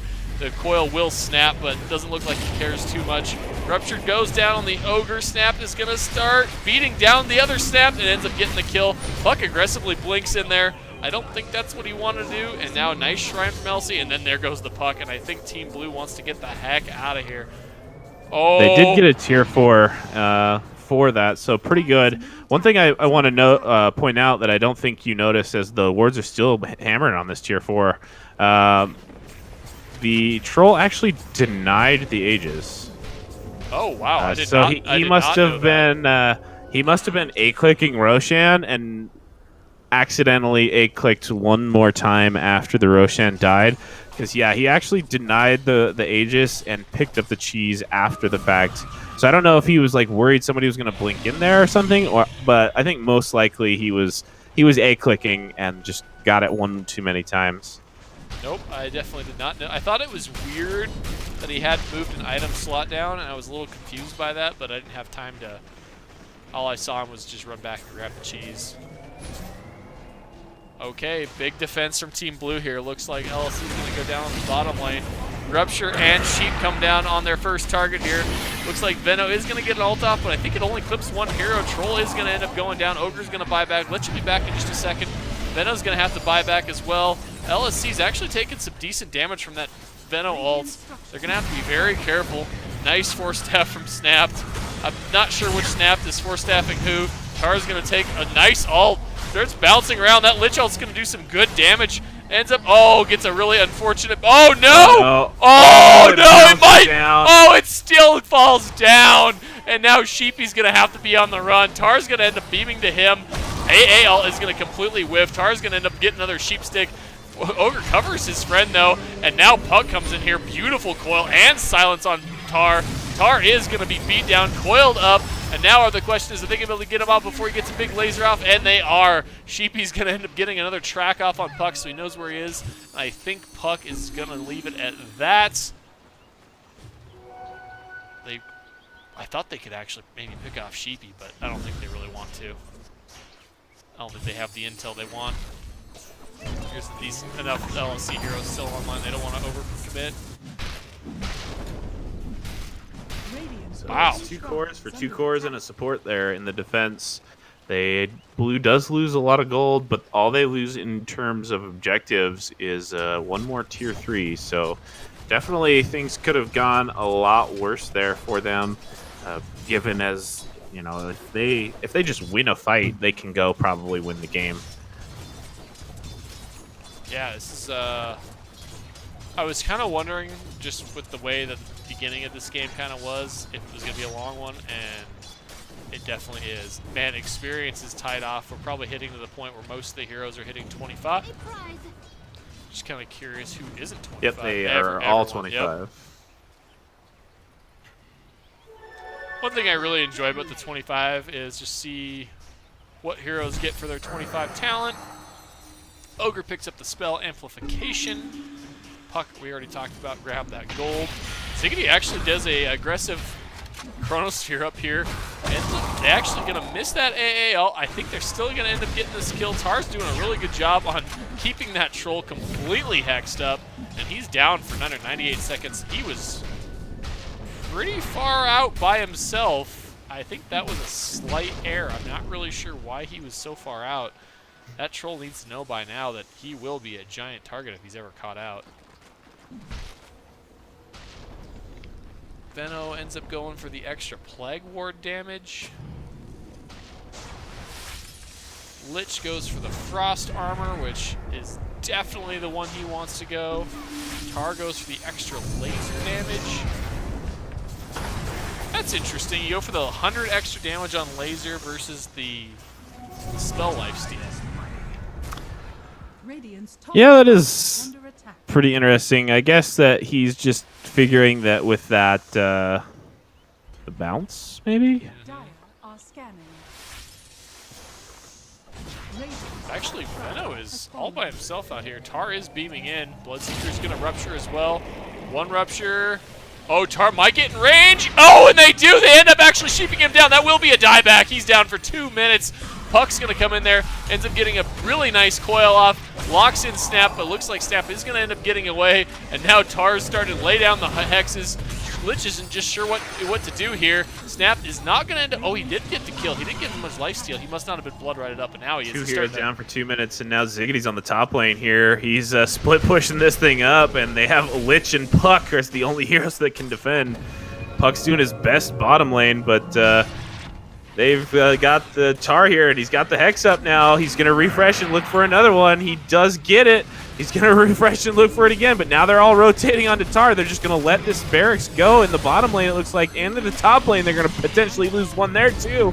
This is going to be potentially mega creeps here. They do get the kill on Tar, but he just now TPs up to the top lane to support Ziggity some more. That Chain Frost is going to bounce out around there, but Ziggity's just going to be able to walk back up there. They do kill Snap, but they only have one barracks left, and Ziggity is just going to town on it. He wants mega creeps to come out right now.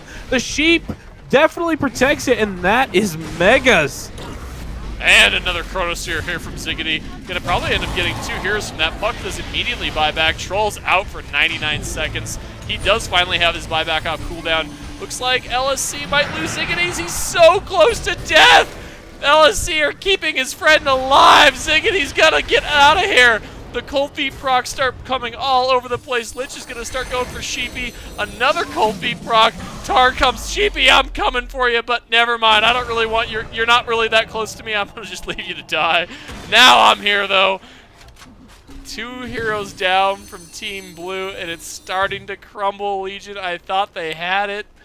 I don't know. Man, LSC did a beautiful call going split push there, and man, did it work out well for them.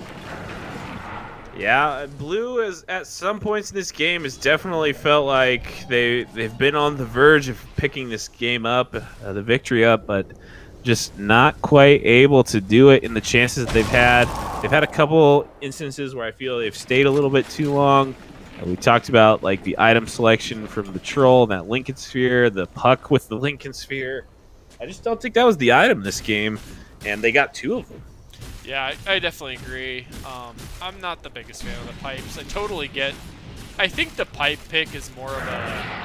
I think you could make a debate whether or not to get that one compared to the Lincoln Sphere, which I completely agree with. I don't think it was the items as well at all. But I think the pipes were a little bit questionable from the supports. I think if you get, you know, actually I really don't like the Orchid pick from Lich either.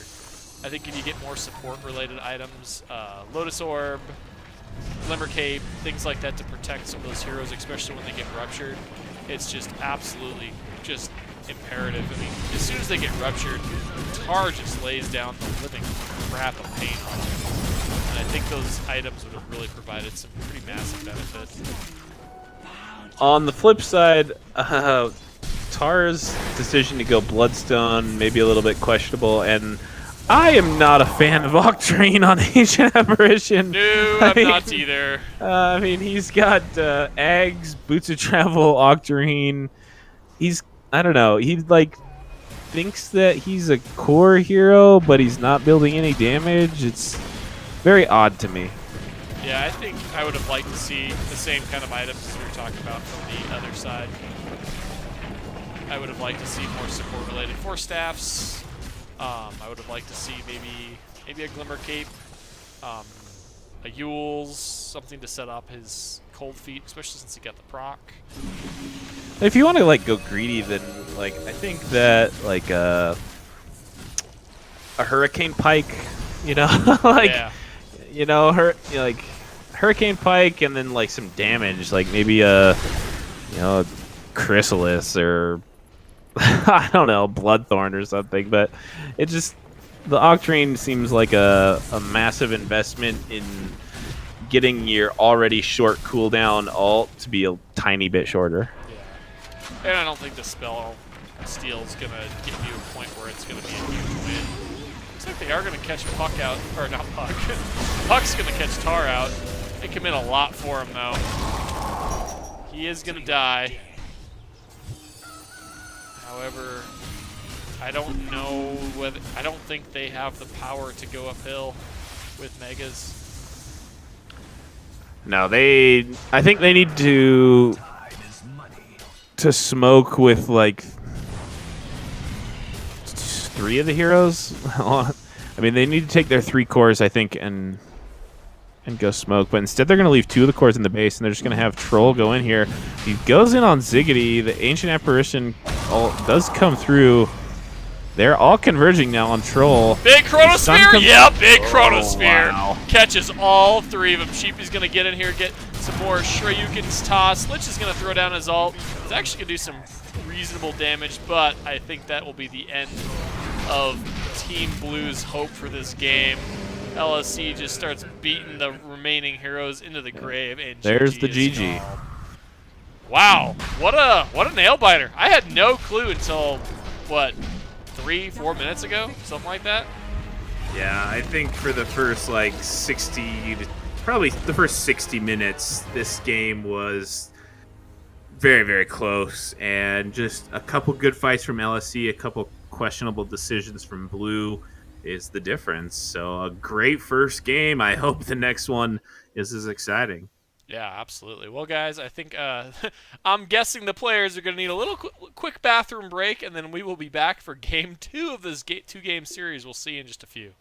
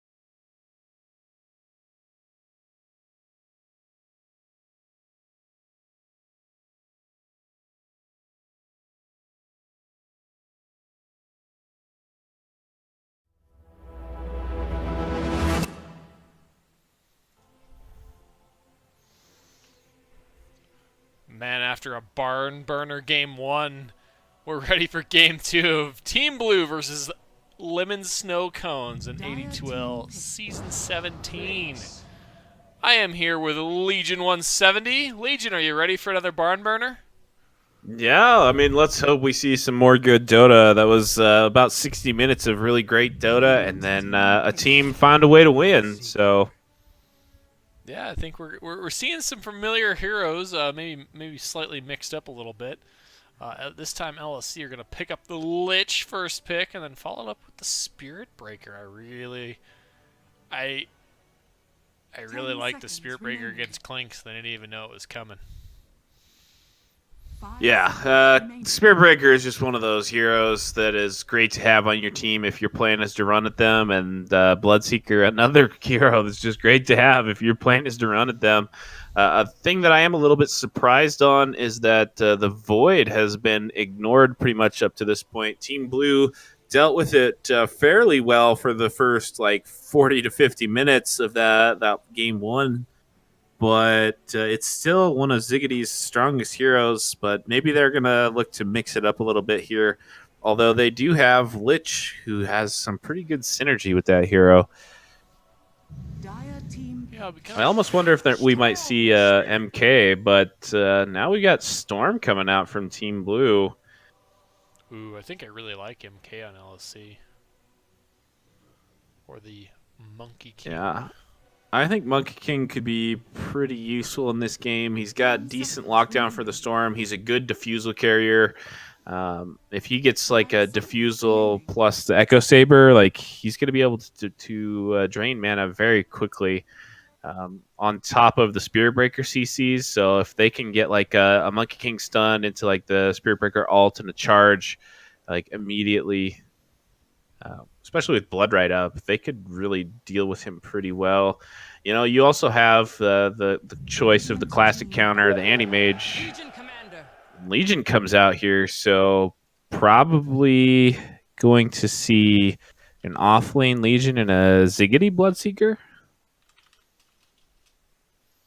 Yeah, just double they check need your Dota TV settings, Legion. I think one of us. Oh yeah, I bet didn't I? I bet I didn't turn it on. I'm not sure if I did either.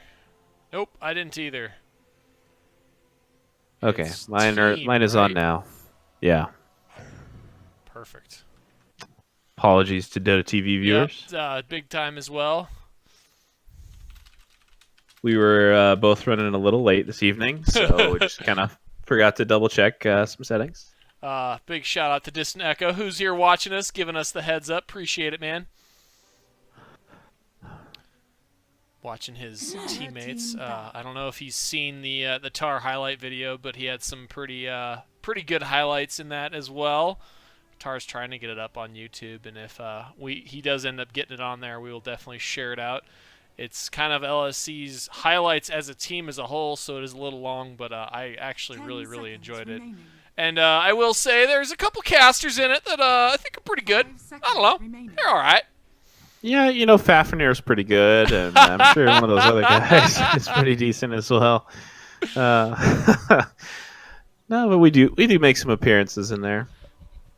But yeah, we'll definitely try to post that for you guys if Tar ends up getting on YouTube. YouTube was being a little bit of a pain on it with the music, as it usually does. I'm gonna take a second here to call Sniper.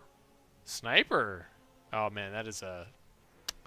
I won't even take that bet, because I think it's pretty high chance. Tar hero... It's a hero that Tar definitely likes. His hero is coming up here. Also can build defusal. You have to worry a little bit about Clinks, but with the Spirit Breaker, Lich hanging around, has some protection. I really don't like the Clinks pick. I mean, Spirit Breaker and I'm not a Lich fan of the hero in general, but Spirit Breaker and maybe Lich. that's just because EG keeps picking it and losing. I wasn't going to say it, but yeah, that's definitely part of my hate. But let's just talk about... I mean, so he was third pick.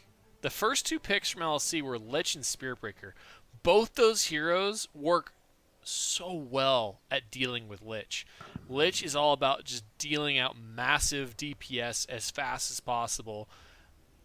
Lich has armor that gives you buff and actually reduces his speed increase bonuses that he gets from the hero. And then you have Spirit Breaker. Once he locks onto you, you can't hide. You're gonna be. Yeah. I And mean, who's he gonna kill here? Really, like, how's he gonna get farm? They have heroes that can really run at him. I mean, if they're smart, they'll run this. They'll run like a tri lane right in his face. Oh, they actually got the Invoker here, so that's a good pick as well. Maybe gonna see a Quas Wex Invoker for the first time in like centuries. yeah, it's. I'd say he could do both and be successful with it. I think it's a good 10 hero for seconds what he's trying to remaining. do. I think it's a good run at you hero. Comes online 5 fairly seconds fast. remaining. Scales well. Invoke. Let's just be honest. Invoker's one of the best heroes in the game. If you have someone that can play him and Tar can play him. So I definitely think coming into this last pick, Team Blue is down in the draft. I think mostly because of the Clinks pick. What hero can they pick to try to make up some of that deficit? They need a core hero that's going to be able to farm against the Legion Commander and probably Spirit Breaker. So it needs to be somewhat tanky and able to stay in lane. Sven? No, they actually pick up the Void here. So this is a hero that can farm against the supports, has a little bit of escape. I don't know that they really have the synergy for this, though. Like, what's supposed to do damage inside the Chronosphere besides the Void? I guess once the Clinks gets his Dragon Lance, he can. You'll have the Scream from the Venge. Storm really isn't that effective in Chronosphere. He doesn't really have any magic he can throw in there. He can auto attack stuff and maybe pick off people on the back lines that aren't in the Chrono. But a little bit odd. I feel that they're probably lacking a little damage, and this Void actually might go off lane because Major picks up the Clinks. If I'm LSC, I'm going to throw Sheepy and Ziggity up. Oh, Ziggity's actually the Legion Commander. So I'm going to aggro try this then. I'd throw Sheepy, Aegisworn, and Snapped right into the face of that Clinks. Legion Commander is going to do just fine solo against the Void. So I would look for that matchup. I would look for the 3-on-3 matchup with the supports of Blue plus Major. yeah, I definitely agree. I think that would be probably a pretty good move to do. Well, we're gonna see. I definitely think LLC have the draft advantage, at least in my opinion. We'll see how game 1 or game 2 of this 2-game series pans out. I didn't look at the rankings. I know you did a really quick one, but that game was They are both tied with 4 points for second. So it looks like second through fourth all have 4 points. So if they can get a 2-0 here, they will most likely leap up into second place in their division. which I think is definitely where both teams would like to be. Blue is 1 game down, so LC definitely would like to close a 2-0. If Blue does come back and win this game, it might kind of make a mess as I think playoffs start fairly soon. 2 weeks, I think, if I remember right. Something like that, yeah. It's usually like 5 or 6 weeks of group stages and then playoffs. There is a huge amount of teams this season in the AD2L. I think that the fall kind of rolled around. Everyone was kind of ready to bundle down and play some Dota, so I'll be curious to see how playoffs go. I think it might be a really fun playoffs this season. Yeah, once again, both teams are not electing to invade. And it does kind of, at least for the moment, look like that LSC is going to get the matchup that they want. Oh, maybe not. Okay, so Major is heading to the mid lane. Whoa. Safe So lane Clinks Storm. is going to go mid with a safe lane Storm Venge against the Legion Commander. So this is going to be kind of a difficult lane for Ziggity. Very interesting he went overwhelming odds. So he's just anticipating not being able to go up and right-click creeps at the beginning here, and he's probably not too far wrong. Normally, you see Moment of Courage picked up at the beginning unless you're very hesitant about this. He could pick up... Ooh, no, did not pick up the first CS there with overwhelming odds. Did not pick up the second one either, I do not believe. No. Or no, he did get the second one, Okay. yeah. It was like a CS count. It didn't flash up on the screen, but it shows it on his count, so... Yeah, this is kind of the position you don't really want to be in as a Leash Commander, where you're having to rely on this from minute 1. Honestly, they should probably just think about rotating lanes, having the tri-lane go up against this Storm Venge combo. Ziggity's not going to be able to do much. He's going to run at this Venge. Storm is going to be able to farm a Storm. And Zig's probably going to have to move into the side camps and do some jungling. Yeah, I like the laning call from Blue quite a bit. Don't normally see Storm go in the safe lane, but I think it was the right call to make. Yeah, actually Clinks is battling Tar pretty well for CS. Lots of action in this tri versus duel here in the top lane as well. Boy, it's actually holding off in CS fairly well. Yeah, both teams, again, kind of settling into this laning phase. Not much rotation coming out here. The Spearbreaker is really the only support that you're going to see be effective with rotations. I mean, Ogre can go around and harass things, but he's probably not going to be the reason that you get a ton of kills. Actually, Venge actually was a little brave on Tar there. I don't think he would have gotten the kill, but pretty low when you go uphill against a Invoker. Forced to use the salve already, so definitely a little bit of a misplay there as he walks right up into Sheepy as well. So it looks like he wanted to go up there and ward, but instead he's potentially going to die here. The charge is available. He's going to juke into the fog behind that tree, and he'll be fine. But after the salve is wasted, and now charge coming in on mid here. Major may be in trouble. Cold Snap does come out. Charge bumps him right out of the Sunstrike. I don't think it would have killed him anyway, but... No, and I think he got enough movement on that too to kind of get out of that Sunstrike as well. But good play. I think it's good to keep pressure on him as well. Sheepy needs to go back to base and buy dusts right now.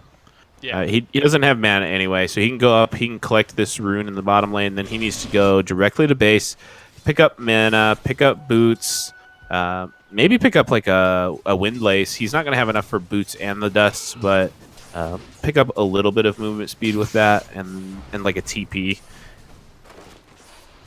He definitely needs dust though. If he wants to go on, have any chance to go on major, dust is a must-have. Yeah, I kind of would like him. He's got a shield already. And with the shield, I think he could probably take a couple pot shots from this mid tower. I'd kind of like to see a smoke and then have him kind of loop in behind and maybe come in and try to get kind of... So he picked up boots, but he didn't take them out of his inventory. Oh, He doesn't have, and he doesn't have dust either. So I don't know. He must have been just outside of the range of the shop when he bought them. Thought he was in range. Didn't take his boots with him. Doesn't have reveal. Cold snap. There's another invis, and he's just gone. So Sheepy just wasting time with that rotation because he doesn't have sight and he doesn't have the movement speed he needs to really get in there in time. No, and I think he also needs to come at an angle too. Running down mid, even at night, is going to be spotted out, especially when the creeps are pushed out as far as they are. And he's missing some opportunity here because I think that the most gankable hero at the moment is the Storm. Venge isn't there. There are two heroes top. Storm's not 6 yet. Pretty soon, Storm, he's almost level 5. He just turns level 5. Pretty soon, the Storm is going to become ungankable as First Blood is picked up on Snap to the top lane. And basically, the Spearbreaker has not done anything so far. He's actually charging into the middle of 3 heroes here. He goes onto the Void. They have multiple stuns coming out here. The Ignite comes out. Not quite enough mana for the Magic Missile yet. They really wanted it, but not quite able to do so. The Bloodright won't hit anything. Now the Scream's going to come out onto Sheepy, but the Bloodseeker picks up the kill on the Void in the backline here. Now support's going to have to run as fast as they can. The Spirit Breaker has a charge available. He goes through 2 heroes. Great charge coming out there. The Bloodright now available. Lich on the other hero, slowing him down. They might get all 3 of them here as Major does pick off Tar in the mid lane. But they're going to dive in here. That Lich will pick up the kill onto that hero. Might have killed Snap by that. Snap taking a ton of tower shots. He will just squeak away. Some sort of... Oh no, he just is that fast apparently. Now there's a charge towards the mid lane here, coming at an angle. He still does not have any kind of sight. He will connect on that charge. He gets a first hit bash, just not enough damage. Tar not quite there in time. The Sunstrike will not connect. He almost walked back into the Sunstrike, but not quite able to do so. And Spearbreaker actually just bought a Circlet instead of the Dust, so they still don't have sight for this Clinks. He's charging Storm, but Storm is 6 now, so it's going to be very hard for this. He's coming straight down the line, too. He's not going to have any kind of, like, fog helping him out here with this. There is almost no way that the Storm gets hit with this charge. Yep. And Ziggity wasn't quite at 6. He was close, but not there. And even if he was a 6, I don't even think with the duel had would have get anything off that. Bloodright is going to connect Snap. A ton of damage from that Ogre. Oh my gosh. Ogre hurts. This Storm is kind of getting a little bit bullied now. Oh, wow. The other Snapped goes in on the other Snap. Duel comes in here as well as the charge. They want to kill the Storm Spirit. They're not going to have enough to get the dual damage, but they will get the kill. There are kills just happening all over the place. Looks like Ogre actually goes down the top lane. Aegis Worm gets the pick off there. Tar must have Sunstrike to finish him off. Snapped is back in the top lane. Going to start picking up more CS. As we talk about that, let's actually move. I always do that. I don't know why I always hit you. I really like you. I don't like why. Sheepy looks like he's going to be coming in on the top Charge lane. is coming through. They do know this is coming, so he will break it off. Pretty sporadic kills going in this 8 minutes so far into the game. Yeah, and with the one on bottom, the problem with going this max overwhelming odds build is that your first duel, you need somebody that has like really good burst damage because you're not going to get a lot of those moment of courage procs. I mean, you only get them every 2.3 seconds. So that versus getting one every second or 0.8 seconds is a pretty huge deal. Storm zips in here on Ziggity. Ziggity throws up the press the attack and is able to walk away from it. Pretty insanely close TP. Ooh, major. The scan did connect. He knows that Ziggity is around here somewhere. Pings come out from the Storm. He's going to be able to come from the backline. He's in on the tower here. Storm actually overshoots there. Doesn't get the electric vortex off. Zips again, will get the kill there. Charge is going to connect. Lich is here as well. Aegis Worm is level 6. He's going to throw it out, but it's not going to bounce. They're too far separated. The Sunstrike's coming, but it's not going to connect either. Now Major wants to kill Aegis Worm, and one more attack will do it. He ghost walks forward to get that. The charge back from Sheepy. And a little bit of a disaster here for LSC as they kind of run in one at a time and die. Snapped actually got gone on the top lane as well. Looks like he just got CC'd down by the 2 supports. Oh, go for that Storm. No, go for the Storm. No, Ziggity, what are you doing? He stopped. I don't know. He must have tried to click but missed it. He really wants this duel. The charge is coming through. He does pick up the duel here. Does he gonna be able to get it? No, he couldn't get the procs off. If he would have gotten an early moment of proc and then a later one, definitely would have got that. He still gets the kill, but no duel damage still. 2 duels into the game here. That's not where you want to be if you are a Legion Commander player. As Sunstrike ends up picking off Major. So, well played by Tar. Yeah, this is exactly what you want for an Invoker game, right? He hasn't actually been in any fights yet.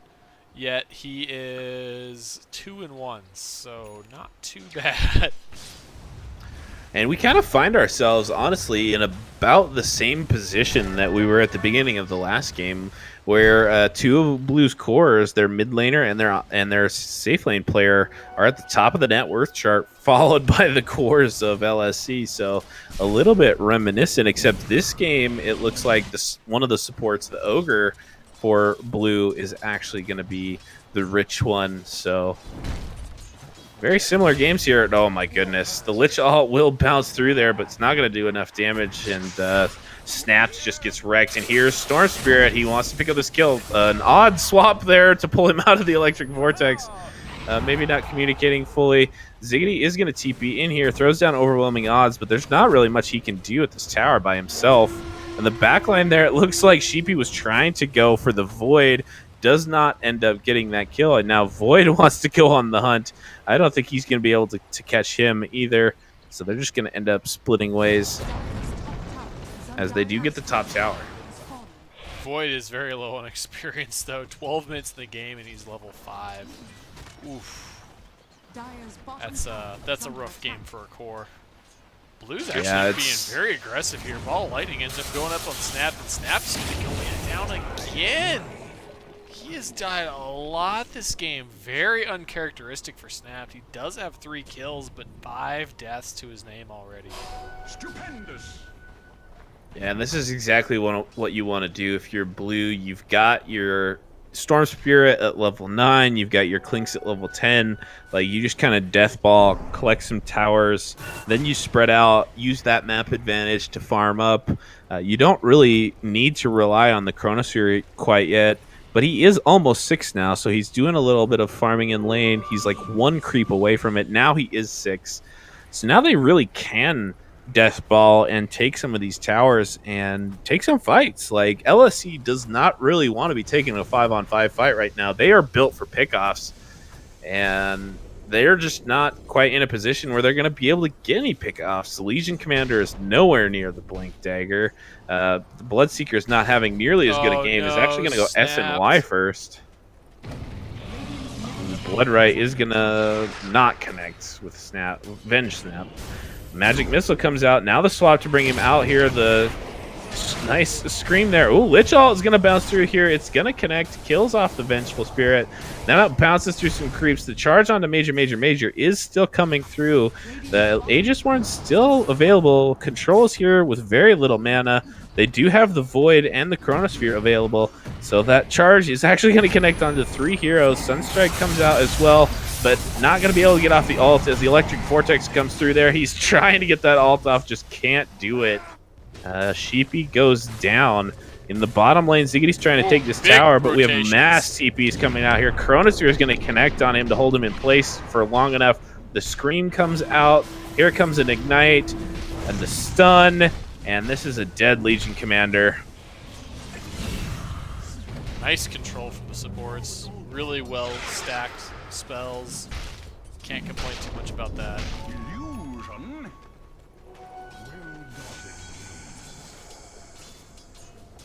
And Blue is playing this about as well as they can right now. They really got LSC on their back foot.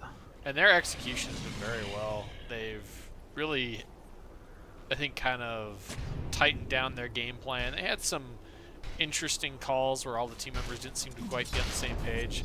I would say very different, especially from their support duo. I think their support duo is really on the same page. Looks like we're going to have some action here. Kind of a rupture goes out.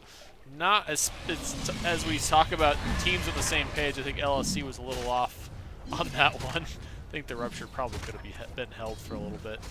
LSC wasn't really in the right position to engage on that fight. Yeah, and their LSC is kind of in the position that they were in at the beginning of the last game, where Tar and Ziggity are not really in a position to fight, so it's probably going to be something more along the lines of delaying with 3 heroes, like not really committing to a fight and not committing to defend the tower, but like throwing out Blood Rise, throwing out Chain Frost and Ignites and stuff like that. Try to delay the tower push as long as you can and create space for your cores to farm. But now Control's on the back line. He is going to get charged up here, but the stun comes out on him. Now he's going to get Vortexed up. The Bloodrite will not connect. Neither will the Sunstrike. He wants to go forward. He wants to kill Sheepy. The Chain Frost is going to bounce between here. It's doing a ton of damage. Aegisworn actually swaps away the Vengeful Spirit. The Storm will die. Vengeful got saved there. The screen comes out. 3 are dead for LSC. Now Tar's here to clean things up. He's got the Cold Snap on the Ogre. Ogre wants to ignite. He is going to get the ignite off. Tar is TPing out. Major, major, major. And Ogre combining to pick up that kill. And it's actually, what, 4 for 3 there. A slight gold exchange for blue going their direction. But 1,000 experience. And that Lich did almost all the damage for LSE. Like, Lich was the definite MVP of that fight. He did 3,000 of their 4,000 damage. I wish I would have caught the replay on that Lich ult. It was just crazy what the Venge did there. Oh man, Sheepy is just taking a ton of damage after that. Yeah, that was very overly ambitious. Ziggity's going to come in here as well. Wants to get a duel onto this Clinks, who is ruptured. Oh my god, Bloodrite's the gonna finish him Ogre! up, though. Oh, the Bloodrite doesn't finish him, but the Sunstrike, and there's your first duel of the game.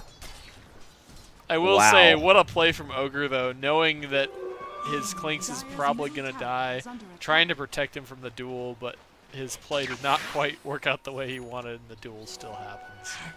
So LSC get some good kills and going in their name.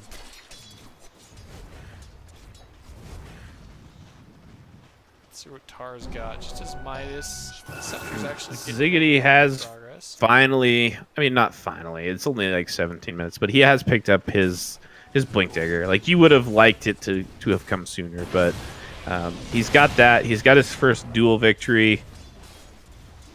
Now he's going to have level 2 duel. They're going to be able to start to do some stuff here if him and Snaps can start roaming the map. But Snaps going to get gone on here by 2. There's a charge onto the Vengeful Spirit. It's just supports right now. Ziggity actually backed up, is going to leave Snaps to die. Now they're all kind of, LSC's kind of grouping up a little bit, but choosing to not go into that. A little gun shy here, I guess. Boy, that support duo from Blue is just doing work, though. They're just on the same page, making great plays, killing the carry just themselves. Well, now a charge onto the Ogre, but he doesn't know that there are multiples there. The zip in here, the Electric Vortex, the Lich ult is going to come out here. And Control actually zips into the Venge, so they take a couple more bounces from that. The Tornado comes out, but Venge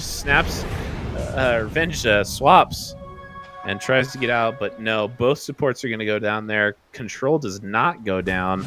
So victory for LSC. Space created, as they say.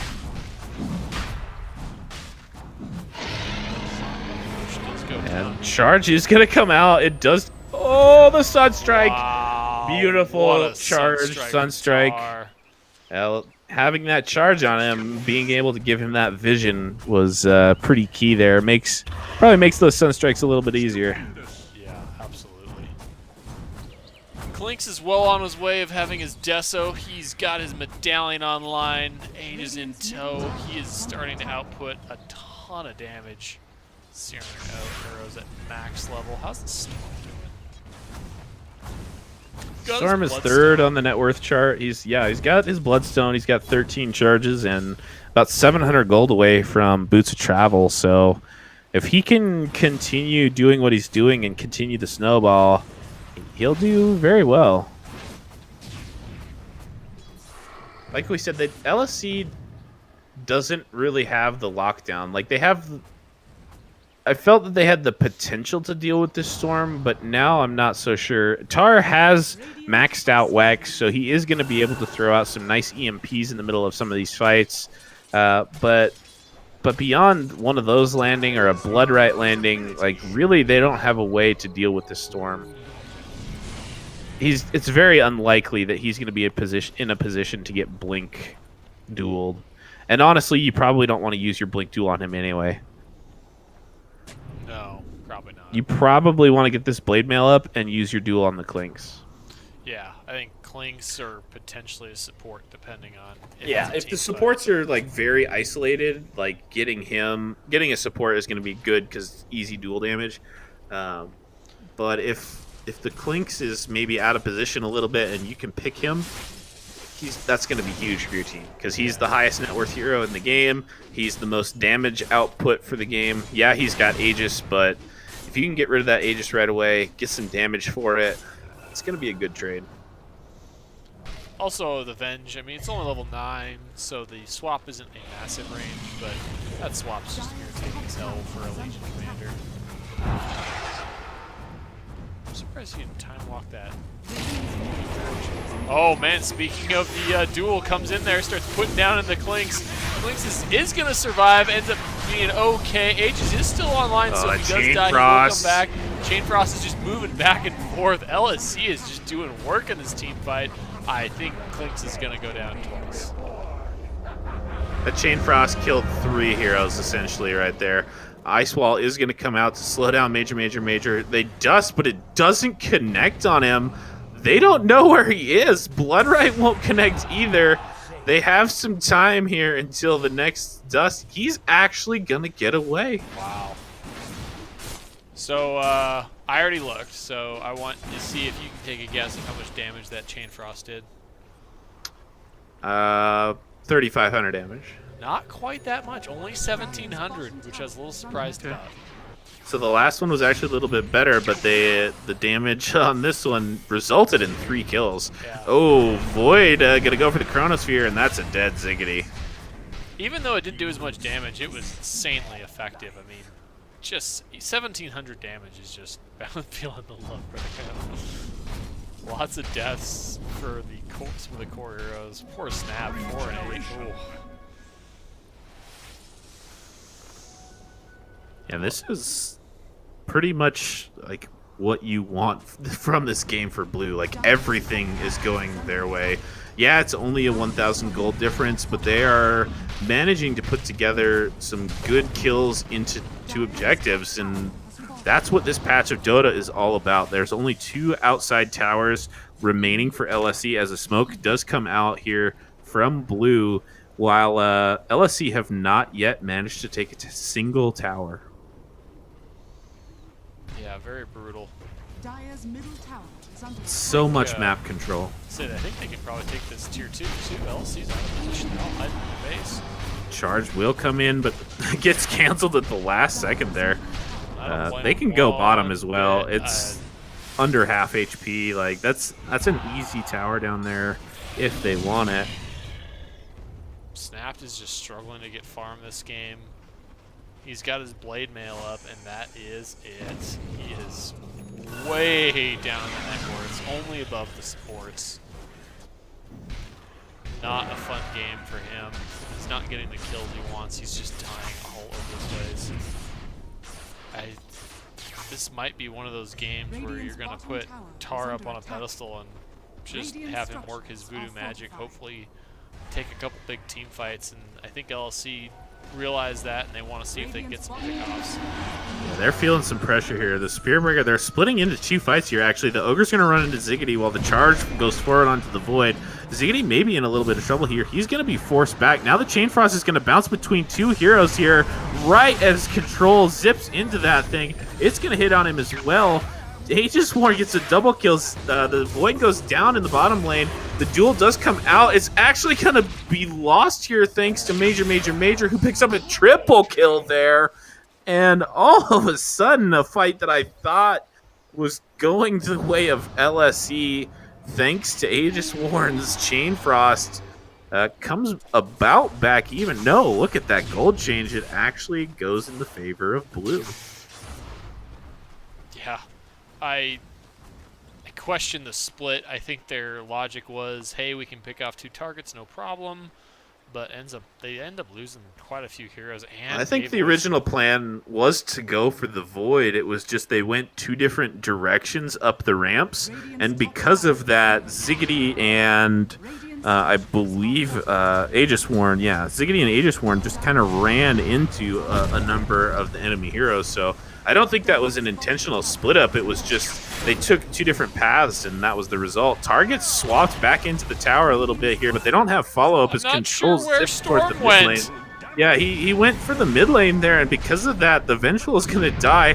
Here's now Chronosphere coming up here. Tar it has the tornado, gets it off, and then the Ghost Walk as well. They do not have any vision. Not really sure what that miscommunication was coming out of Blue, but they end up losing a hero and missing a kill out of it. That was a pretty big misplay. I'm not sure where Storm was even going. I didn't see any heroes mid, and boy, he made a huge leap. I mean, he easily crossed 3,000 units with his ult. Stupendous. Yeah, he went into the mid lane there from the top lane, so I'm not really sure what he was seeing there, but maybe just going for some farm. They had vision on the double damage rune, but that's not worth a jump of that length. I mean, he's got 16 bloodstone charges, but that's not enough to make a jump of that length and then get back in time for any kind of engagement. Zap. Yeah, that was tough.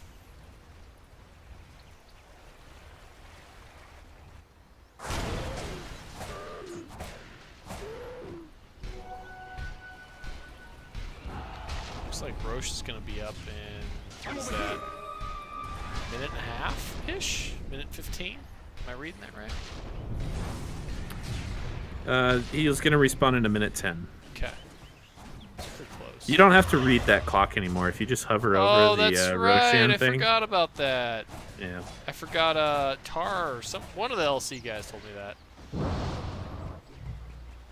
Yes, you don't have to read their terrible, terrible clock anymore, which is amazing. Yeah. I can't believe I got it as close as I did.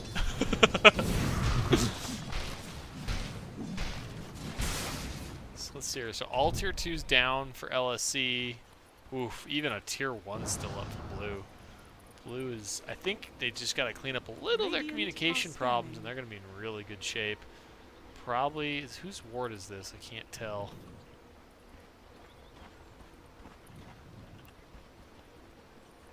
It is a dire ward, so they're completely revealed there. So LSC knows exactly where they all are. I thought they were actually going to smoke on there. That would have not been a good smoke. Well, the Ogre was standing in the Roshan pit and walks out with only 10 seconds to go. So they are not going to see this respawn. And he's back. Big guy's up. Blue has the map control to take this. They might want to push out the bottom lane a little bit, and it looks like Control is going to head down that way to do so. Now Major wants to check this up, and yeah, it is available. They know it's available. Ogre, Invis, scouting out the positioning of LSC. Going to be able to disrupt things if he They do know they scan. feels the need to. Too late. It's too late. Yeah, Ziggity's gonna blink in there. He goes for something. I'm not really sure what he wanted to do there. Sheepy with the charge. Here comes a tornado. It actually kills off the Void. The Aegis is on Major though. He is able to run away here. The Ogre's gonna go down too. Two heroes fall, but the Aegis is claimed by Blue, and their carry with that Aegis is able to walk away. Who's Soul Ring? It was, I believe, the Clinkses. Okay. Radiant's middle tower is So, under attack. not a He huge dropped loss. to pick up his Aegis, which is kind of, I mean, it's not a huge loss, but it is a mistake. He has an open backpack slot. I was wondering if it was Ziggity. Why does he have Soul Ring? He was going to come up Oh, on the Blinks. duel I think he comes has a out here. Very nice duel. Easy kill. Snaps is actually taking a ton of pot shots. He's de-aggro that tower fast. Tar is going to get a really nice. And how comes wall up. the Nether Strike? Oh, my goodness. God, and the Blade. Lich ult. It's the Chronosphere's going to be in, but it is going to do absolutely nothing. That Venge was the ult's gonna worst try to help out possible his time for friends, Void to but- leap in there. Ooh, Dire's I'm not sure Blue really want to defend this. They are outmanned and outgunned. Charge coming forward here from Sheepy. He will get stunned. Tar sitting in the background like, maybe I don't want to go there. The swap does come out here. A magic missile as well. There's a nice tornado. Sheepy has Shadow Blade, but doesn't matter. Control's just going to kill him in the Shadow Blade. Electric Vortex on Tar, but Tar able to get debuffed there, and then must have had cheese because he goes directly up into full health. I didn't see it or hear the animation. Yeah, but, I didn't either. That was very weird. No bloodstones on LSC, so it must have been a... That was the second Roshan, so Yeah. he must have claimed the cheese during that fight. So able to save himself with that thanks to the purge that comes out with press the attack. Yeah, it was a little questionable play from the Spirit Breaker. I thought they were gonna... And then actually on top of it was kind of a questionable swap as well. But ends up working out quite well. They claimed the Spirit Breaker and Mr. Tar got away. So blue kind of took a little bit of a turn there. I'm not sure how that affected the net worth. Stupendous. They didn't have a massive lead considering it was over 30 minutes in at 4,000, but now it is back to pretty much locked in for gold experience. Oh man, we actually have a gold coming in here. Another nice kill from Ziggity, picking off that pesky void. I'm picking up a pretty healthy bounty from that as well. Ooh, yeah, Radiant are scanning. very nice. The gold chart has basically leveled off here. It's about 1,000 gold lead to the blue, but now big team fight jumping out here as the Chain Frost is bouncing around. Bloodright does not connect on anybody, but man, Aegisborn just doing work, and now here comes the Rupture. Control's gonna have to sit there. He zips out of the range there, but he gets bashed through the TP. He goes down. The Bloodright picks up that kill. Snaps gets the swap onto Sheepy. Sheepy's got a charge here in 3 seconds, 2 seconds. They're not gonna need it. Maybe. Oh, Siggity missed a duel again. Now he's gonna get it. I don't know how he keeps misclicking on Was those. it on but, cooldown? I wasn't able to watch. I don't think so, but potentially. Radiant If it was on cooldown, it was like 1 second, but he just Yeah. kind of like sat there for a second. It was a little bit odd. Yeah, I was trying to click on him, but I was trying to keep the camera going too, so I didn't get a chance to click on him. So I wasn't sure if it was on cooldown or not, and that's what they were waiting for. Major, forcing the Lich rotation back here. They know that he's going to be able to do damage to a tower. They throw up the glyph in order to do this because he did have creeps in the base. Almost able to do that. Void dies in the bottom lane. Not really sure what he was doing there. I definitely think Oh, Clinks, though, is doing the rat thing. He's got a tower. He's got a melee Rax. The charge is on him. They are going to keep with this. The Ghost Walk now as well. He's going to be able to just stand right on top of him. But now the Cold Snap comes out, and sorry, Major, you're not going to be able to duck out that way. definitely made the right call there. Getting that Rax was pretty massive considering the bleeding that Blue have been having the last, what, 7 minutes or 10 minutes in this game. Yeah, and this is going to be able, they're going to be able to shrink the map even more here for LSC. They can kill those shrines, which Clinks can do very, very quickly with the damage that he's outputting. He's got the Desolator. He's working on BKB coming out here next. But they're going to be able to take these shrines. It'll make Roche easier. It'll make pushing the lanes out easier. Spirit Breaker way deep in enemy territory. Charged onto the Storm Spirit. He's going to get stunned up by the Ogre and then stunned by the Vortex and dies. No idea what the thought process on that was. Yeah, I mean, he didn't have wards. I mean, it would have been more of a handy move to ward there. But I think he was maybe thinking he had Shadow Blade, but boy, there is dust and sentries on all the supports. And it was still on cooldown, so...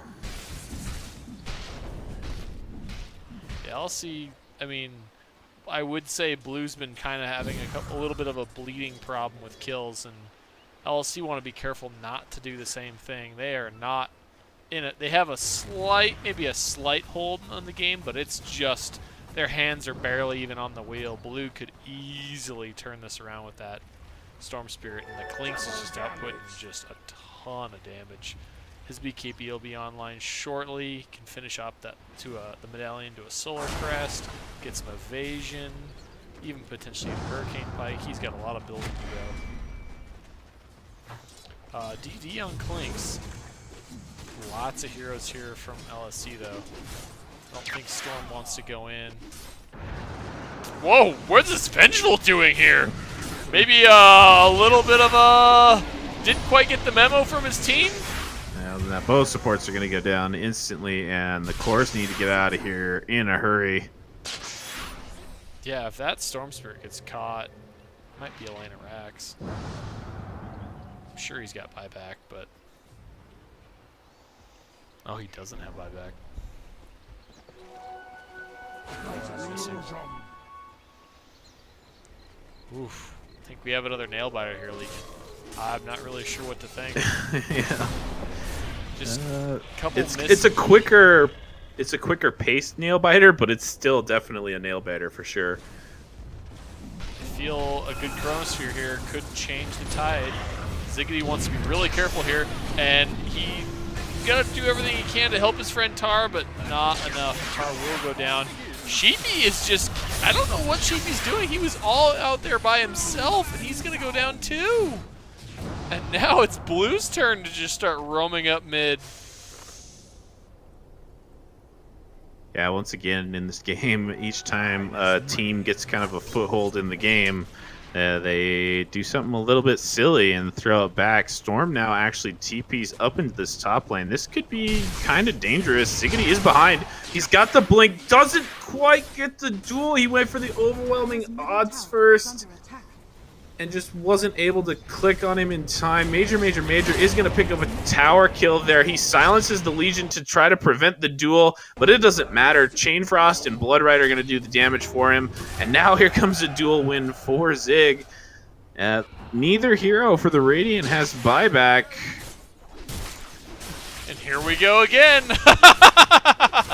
I mean, the one thing I will say about that is they did pick off another tier 3 tower, which is a pretty huge objective at this point in the game, but you're putting yourself in this situation where you don't have buyback for 900 gold, and your team is going to have to hold. He bought out his BKB. Yeah, and he didn't even use it there. No, he just bought it after he died. Oh. Huh. Well, this is almost certainly Elena Rax. Void doesn't have Chrono for 30 seconds. Storm and Ogre are only going to be able to do so much here, especially with Ziggity sitting in the back. And actually, Storm is just split pushing. He's going up against Tar, who throws out a Cold Snap. Now he's going to zip back. Doesn't have a TP for 5 more seconds. In the lane, though, Sheepy charges it on Void. Now he gets stunned up by the Ogre. He definitely overextends. Chain Frost going to bounce through here from a couple heroes. Goes back and forth thanks to the swap there. And now Void's going to die. Another swap that ends up bringing a Chain Frost back to heroes and results in their death.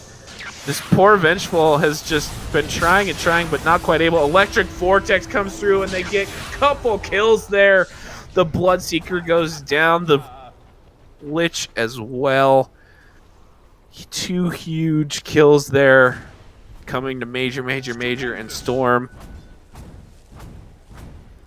Wow. And again, it's back and forth consistently here. The good thing for Blue is the lanes are pushed out and their timers are almost up. Major actually going to try to skip the creep wave maybe and go for some. Yeah, so the Storm's coming in here. The Tornado catches Storm mid-air. Here's an EMP. They're going to go for the duel. Is he going to be able to get it? It doesn't matter. Major doing so much damage to himself. That Blade Mail doing work. The charge is going to kill him. Tar does die on the other side. They do have duel. They didn't use it. Now the Lincoln Sphere pick up, not able to get the duel. He will have a TP in 15 seconds, but he's got 17 Bloodstone charges. He's regenning pretty fast, and it looks like the rest of his team is looking to loop up. They're smoked up. They might have smoked under vision for the Dire here. I believe that they did. This Void needs to get up there. He doesn't have a Blink Dagger. If he can catch a hero or two right now with the Chronosphere, he's not even going to need to use it. The Electric Vortex comes out, and Ziggity's going to die. He does have buyback. He doesn't really want to use it. There are multiple heroes here lined up for this Void if he wants to jump in and chrono this. Looks like they're potentially going to wait for the Clinks. Yeah, the lanes are pushed out a little bit. I think they might try to go for Shrines at this point, knowing that just maybe a little bit safer. They don't have the best uphill without the Clinks. Yeah, it looks like that's... I don't think Clinks has bots though yet. No, he does not. So he's going to have to run in. We'll get some gold off these Shrines though, kind of reduce the map from LSC. Dire's top shrine has fallen. Maybe pick up the big guy as well. Ben should be able to negate quite a bit of armor on the Roche. Roche is actually going very fast. Clinks is here now too.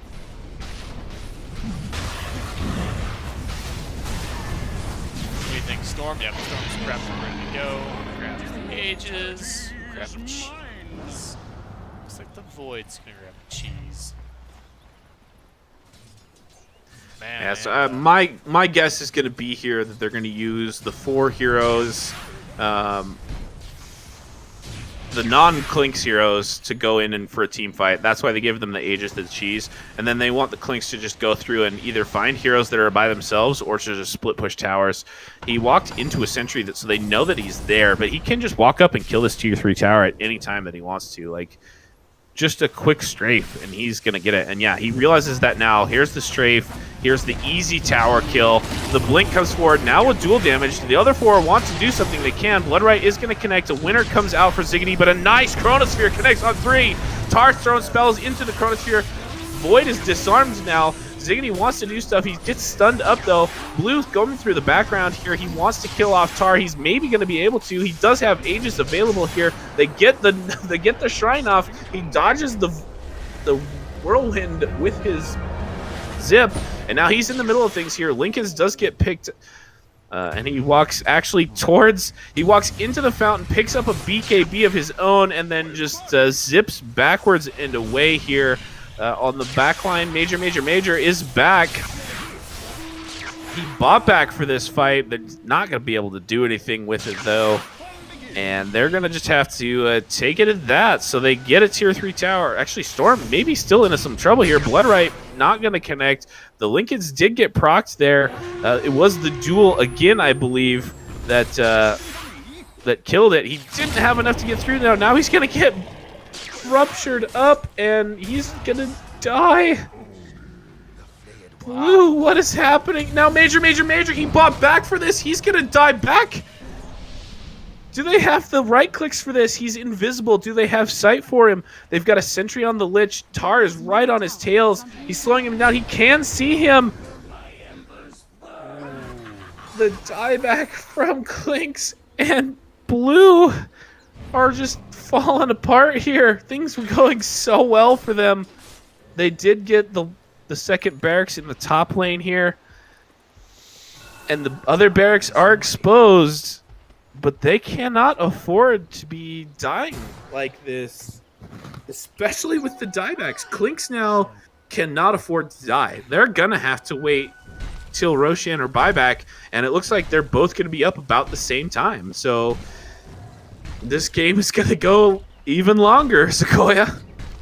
Yeah, there's so many questionable. Again, I think it's that I'm a little sensitive on this, so bear with me. I'm not trying to be a jerk. When your team has a plan, you kind of need to stick to the plan.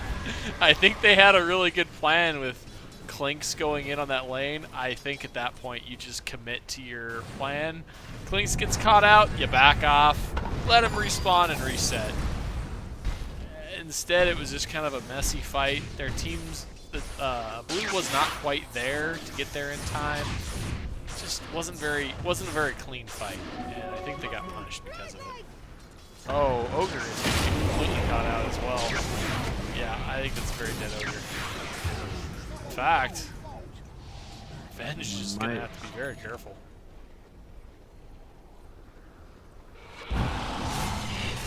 The Ogre does have buyback. May need to use it. They do have a glyph as well. They don't have creeps yet, though, so the backdoor protection doing somewhat good. Oh my goodness, the 5-man Chronosphere coming out here. Bloodseeker's gonna die almost instantly. 2 blade mails get popped. Now there's the meatball coming through here. Void's gonna get popped as well. Ogre has buyback. Void has buyback as well. If they win this fight convincingly enough, they could end the game. Storm, in the meantime, takes out the range barracks in the bottom lane. I think he should have just been in the base for this fight here. He might get charged down and die. Clinks just has to watch the barracks die. That was a very, very odd play call from the Storm. If they win that team fight, there's just nothing the LSC can do besides buy back on heroes to defend. I know that ratting is going to be part of the game plan here for Blue, but they have to be a little bit more cognizant about the game situation, which really, really needed them to be back defending. But there are creeps in the base. Clinks is going to go for this. He's going to go for the rat, and he's going to be able to get it. The strafe comes out here. They don't have a glyph. He throws up BKB. Oh, they do have a glyph. Okay, I was clicked on the wrong heroes there. They've got the glyph. Can he do it? He does. He's going to die for it. But he picks up that melee Rax. LSC, 2 racks, all that remains. The Clinks, though, is out for over a minute. Yeah, I think that is one of the few times it was probably worth it.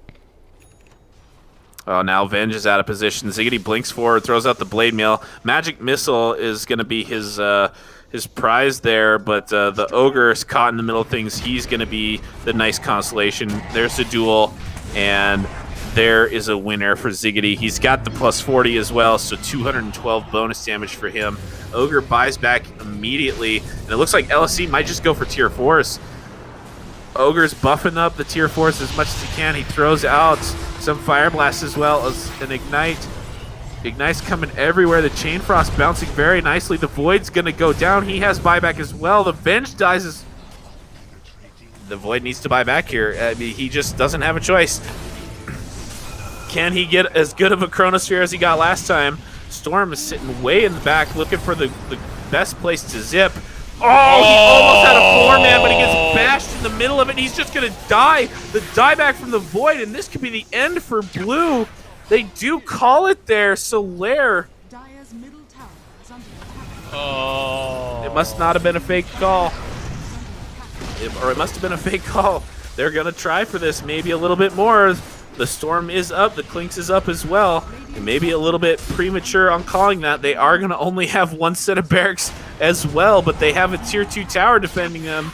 As long as they don't feed kills away, they can still do this. They have the potential. Storm has buyback, and it looks like LSE, seeing their base is in a little bit of jeopardy. They are going to go back. Blue is going to go forward. He's not going to get the Vortex off on the Bloodseeker. Just a fraction of a second too late. Whew. Wow. Yeah, this game. Jeez, I think I'd be okay with these two teams playing every week. This is just crazy. I will say, I think very frustrating for Blue. Yeah, they were in the driver's seat once again, and just. I think Blue made a lot of questionable calls there. I can't even. There was a lot of them, not even by one teammate. I think they're probably a little frazzled. That's the only thing I can think of. They just aren't. Oh, and they just checked Roche, and he just spawned too. Oh, unfortunate timing. But what they need to do is they just need to get a little bit cool, calm down, take a couple deep breaths. This is Dota. It's the game of coming back off of mistakes. LSC have been making their fair share of mistakes as well. They just need to really. Blue can do it. They have showed to us in this beginning game that they can work as a really solid team. It's just I think LSC are playing as much better team-oriented plays than Blue at this point.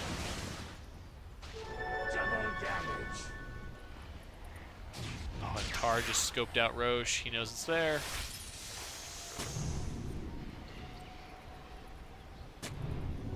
This will do nicely. Oh, Control's gonna pick off this Lich. Major goes down. He's down for a minute and a half now. Another very questionable decision. Roche is up and spawned. There was an opportunity for them to kill it. Oh. And now they're just going to go forward. Oh, yeah, the Void is going to die. The swap was almost in time, but no, the blink forward from Ziggity now. He doesn't have duel, but he's just going to whack on this guy. Here comes Control now. He does throw out the Electric Vortex, but Bloodright's going to force him back. Blade Mail comes up on Ziggity. They can just go for tier 4s here. The Major does have buyback, but the Void does not.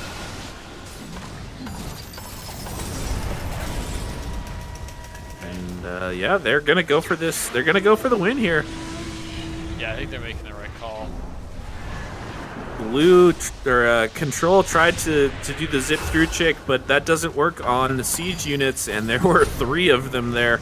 It's going to tier 4. First tier 4 goes down. Now Electric Vortex comes out onto the Bloodseeker. Can they kill him? Ziggity is very low. Can they kill him? One more hit. It is going to connect on him. Here now Control. He's trying to do as much as he can. He's under the shrine, but the Bloodright is going to connect him. No. Tar's going to kill him. Now comes the buyback. The Ogre's dead as well. Clinks, we need you here, buddy. Your team needs you. A triple kill has come out from Blue. Clinks is now finally back up. Control's going to go in here. The Linkus gets popped, but Tar's going to die. Now Ziggity maybe in some trouble. No, he actually gets the kill on the Clinks. Clinks buys back in response. Do they want to go for this? Does Control have the mana? He does not. He's running desperately after Ziggity. They want to get this kill. They want to force back as many buybacks as they can. Actually, Ziggity is a dieback, so if they kill him, he's out for 7 minutes. Well, in terms of the buyback, he'll be out for probably 2 minutes. He'll be out for 2 minutes. I was like, what? The death timer. 7 minutes? That's terrible. His buyback will be down for 7 minutes. Yeah, I'm with you. It clicked in my head. It's getting late. We're getting tired. Worst part is, I wasn't like, no, that's not 7 minutes. It's like, why is it 7 minutes? The Blade Mail doing all kinds of work. Oh, he's out for 2 minutes. The amount of damage that Ziggity is outputting right now, like Major is very much underestimating the power of the Legion Commander this late in the game, and he's very much overestimating his own power. His item progression has been non-existent for the last 10-15 minutes, whereas the Legion Commander has won a lot of duels, and she's 25. She's got plus 328 damage right now, so if you take away the 40 that she got from that duel, she still had 280 extra damage, which means she was doing 400 damage per hit. Plus the Blade Mail damage that's coming out of there. Like, she is a force to be reckoned with in this game right now. And they're going to have a Roshan here for it as well. So Ziggity walks into the pit here. They're going to have Tar TP directly onto him. Tar is probably going to be the hero that they want to put the Aegis on. Or at least a cheese. Maybe Zig. Zig has cleared off an item slot, so he'll probably pick up the Aegis. Tar for the cheese would be my guess. Nope. Yep. Okay. And all of a sudden, I don't know how Blue wins this game. Like, they probably need to... So it looks like LSE is going to try to push down the top lane. If I'm Blue, I think we're calling for a smoke gank, and we're going to try to wrap like all the way around behind as soon as they know the LSC is in this area right there. Yeah, it's risky, but I think that's the way you do it. You get a big chrono off and kill a hero or two in it, and maybe you have a fighting chance. I think you're right, though. I don't think high ground's an option because now LSC has the Aegis, and they also have a fairly large net worth lead. And I'm guessing, yeah, they're not everyone's on 25 over on the Radiant. So Blue have 3 heroes that aren't at 25. LSC's ahead on all fronts. You're gonna need a different advantage than high ground. I think optimally it'd be a smoke gank. I mean, even better yet is you do a smoke gank when they're trying to go high ground and you put them in a pincer in that canyon. That's one advantage on top and bottom. that a lot of teams, especially the Simple level, forget about is how devastating it can be if you do a pincer attack on it. It's a pretty advanced maneuver, and you're going to have the timing on it's insanely tough, but it might be worth trying, especially since the tower's already down. And it's going to be 4-on-5 if they go, because Tara's back in the base. He does have boost too. He's just waiting for an opportunity to go. Blade Mail gets popped. Major does some decent damage to himself. The swap comes backwards here. They are going to proc the Aegis. Now here comes the Chain Frost. It bounces between Illusions and Void, and he just goes down immediately. Venge wants to get away, but he's going to get charged and die as well. That could just be it. They're both down for over a minute here. Clinks has to go back to the fountain to heal. The barracks are just melting under this damage. Ziggity with that alacrity. The Empower or the Bloodlust is going to come up onto the fountain, but I think it's not going to be anywhere close to enough if they just focus. But they're just having some fun now. They know that this game is in hand. They're picking up the kills, and good game, well played. LSC takes 2 barn burners in a row, Sequoia, and wow, if we could get Dota like this every week, I would be in love. Yeah, man. Honestly, last 2 weeks have been excellent. The AD2L in the games that we've been casting, at least. So that is it. I think there are 1 or 2 more weeks of the regular season. Then there's usually a week between playoffs that take a break, and then we'll be in for the playoffs for the AD2L season 18. It's been I can never catch the seasons. There's been a lot of them since we started casting. So that's it for tonight, everybody. Hopefully next week we'll have a couple. Hopefully we'll have a couple little announcements, and then also hopefully we'll have Tar's highlight video. I'd like to show that to everyone. He did a lot of work on it, and definitely like to plug that. We'll keep you posted on that. Anything else, Legion? I don't think so. It was wonderful to be back casting, and we'll see y'all next week. Yeah, all right, everybody. My Thursday nights are now officially clear after tonight, so Thursday Night Dota should be back here on All About Dota. We should be casting pretty much every Thursday, unless we don't have a Thursday game. We're going to try maybe talking to a couple other tournaments and probably pick up another night. I was hoping we could start doing Tuesday night casting as well, but I have a commitment on Tuesday nights, so that's not happening. So we're looking for a night. Not sure when yet. We might pick up a Wednesday night league. We're just trying to work on schedules and stuff like that. So I'll keep you posted right here on twitch.tv/allaboutdota. And for Legion, I'm Sequoia, and we are All About Dota. Catch you all later.